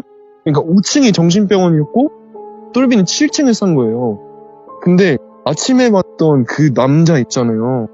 그 남자가 병원에서 주는 가운을 입고 한 손에는 소화기를 들고 막 찍어 누르는 거예요. 그걸 봤어요. 문도 막 소화기 던져가지고 깨뜨려버리고 그런 게 딱 보였어요. 그래서 아 진짜 이 남자구나. 그 CCTV도 전날까지 다 돌려봤죠. 누가 막 인터폰 누르는 거, 누가 포스트잇 붙이는 거. 그래서 제가 잔소리 했거든요, 똘비한테. 아니 봐봐라, 이 CCTV 확인했으면 범인 금방 잡지 않냐, 이렇게 대처했었어야지 하는데, 그 똘비는 너무 무서워서 아무 말도 못해요. 옆에서 계속 울기만 하는데, 예. 이제 경찰에 신고를 하고 그 남자는 계속 저 아닌데요? 저 아닌데요? 자기 아니라고, 자기 쌍둥이라고, 예. 이런 얘기를 계속 하더래요. 근데 알고 보니까 그 정신병원에서 입원을 해야 했던 남성이 병원을 탈출해서 일반복으로 갈아입고 저녁마다 이렇게 위에 숙소동을 왔다 갔다 하더래요. 예. 근데 그 남자 증상을 물어보니까 조현병이래요. 어쨌든 그 똘비는 정신적으로 엄청나게 좀 타격을 받았지만 이게 또 사유도 그러니까 그냥 경찰에 집행유예로 넘기더래요. 근데 아직까지도 똘비랑 얘기를 하면은 너무 소름이 끼치고, 저도 어쨌든 간에 CCTV로 확인을 했고 그 남자를 실제로 봤는데 진짜로 잘못 걸리면 사람까지 죽이겠다는 생각이 들 정도로 그런 잔인한 남자였어요. 예. 근데 그 남자가 했던 말 중에 가장 소름이 끼치는 거는 자기가 다 한 건 맞는데 그 박스랑 음식물 쓰레기랑 그 식칼을 자기가 안 했더래요. 그래서 CCTV를 아무리 돌려봐도 안 보이는 거죠. 그거를 갖다 놓은 사람이. 그리고 자기가 포스트잇 붙인 거랑 이런 거는 다 찍혀 있는데 그거를 갖다 놓은 사람만 안 보이는 거예요. 근데 딱 보니까 그 남자가 몽유병까지 있어가지고 자기가 한 거를 잊어버리는 증상이 있더라고요. 아, 여러 가지가 섞여 있구나. 네, 그래서 이야기는 이렇게 마무리가 되는데 제가 겪었던 일 중에 진짜 엄청 소름이 끼쳤고, 만약에 그 소화기를 들고 왔었을 때 우리가 절묘하게 그 타이밍에 나왔더라면 나랑 똘비도 어떻게 됐었을지도 모르겠다. 그런 생각을 하면은 너무 소름이 끼칩니다, 아직까지. 아, 아니 근데 그냥 일반적으로 사람이 사는데 정신과가 있는 건 알겠어요. 근데 네네. 정신병동에 입원을 하는 그런 시설까지 있나 보네요. 네네네. 있더라고요. 오, 그러니까 강제 입원 뭐 이런 개념이 아니고 그냥 뭐 입원하겠습니다 하면 입원하는 정도로만 있나? 아, 네네. 그 정도로 있는데, 이제 네. 본인이 원해서 입원을 했대요. 아, 그치. 강제로 입원시키고 이런 시설은 함께 있을 순 없겠죠, 아마도. 그쵸. 근데 또 레몬 사탕님이 오늘은 지금 두 번째 이야기, 첫 번째 이야기 전부 다 뭐 현실 공포가 섞여 있긴 하지만 네네네. 그래도 첫 번째는 좀 영적인 그런 게 있는 거고 두 번째는 그냥 이해할 수 없는 좀 무서웠던 사람을 만났던 그런 이야기였던 것 같아요. 네네. 네, 아이고 오늘 그래도 이렇게 시간 내주셔서 다시 한번 너무너무 감사드립니다. 고맙습니다. 네, 감사합니다, 똘비님. 화이팅입니다. 네, 화이팅입니다. 오늘 레몬 사장님께서 두 가지 이야기를 들려주셨는데 또 첫 번째 이야기도 너무나 섬뜩했고 두 번째 이야기도 겪는다면 정말 또 무서운 이야기가 되지 않았을까라고 생각을 합니다. 시청해주신 모든 분들 감사드립니다. 고맙습니다.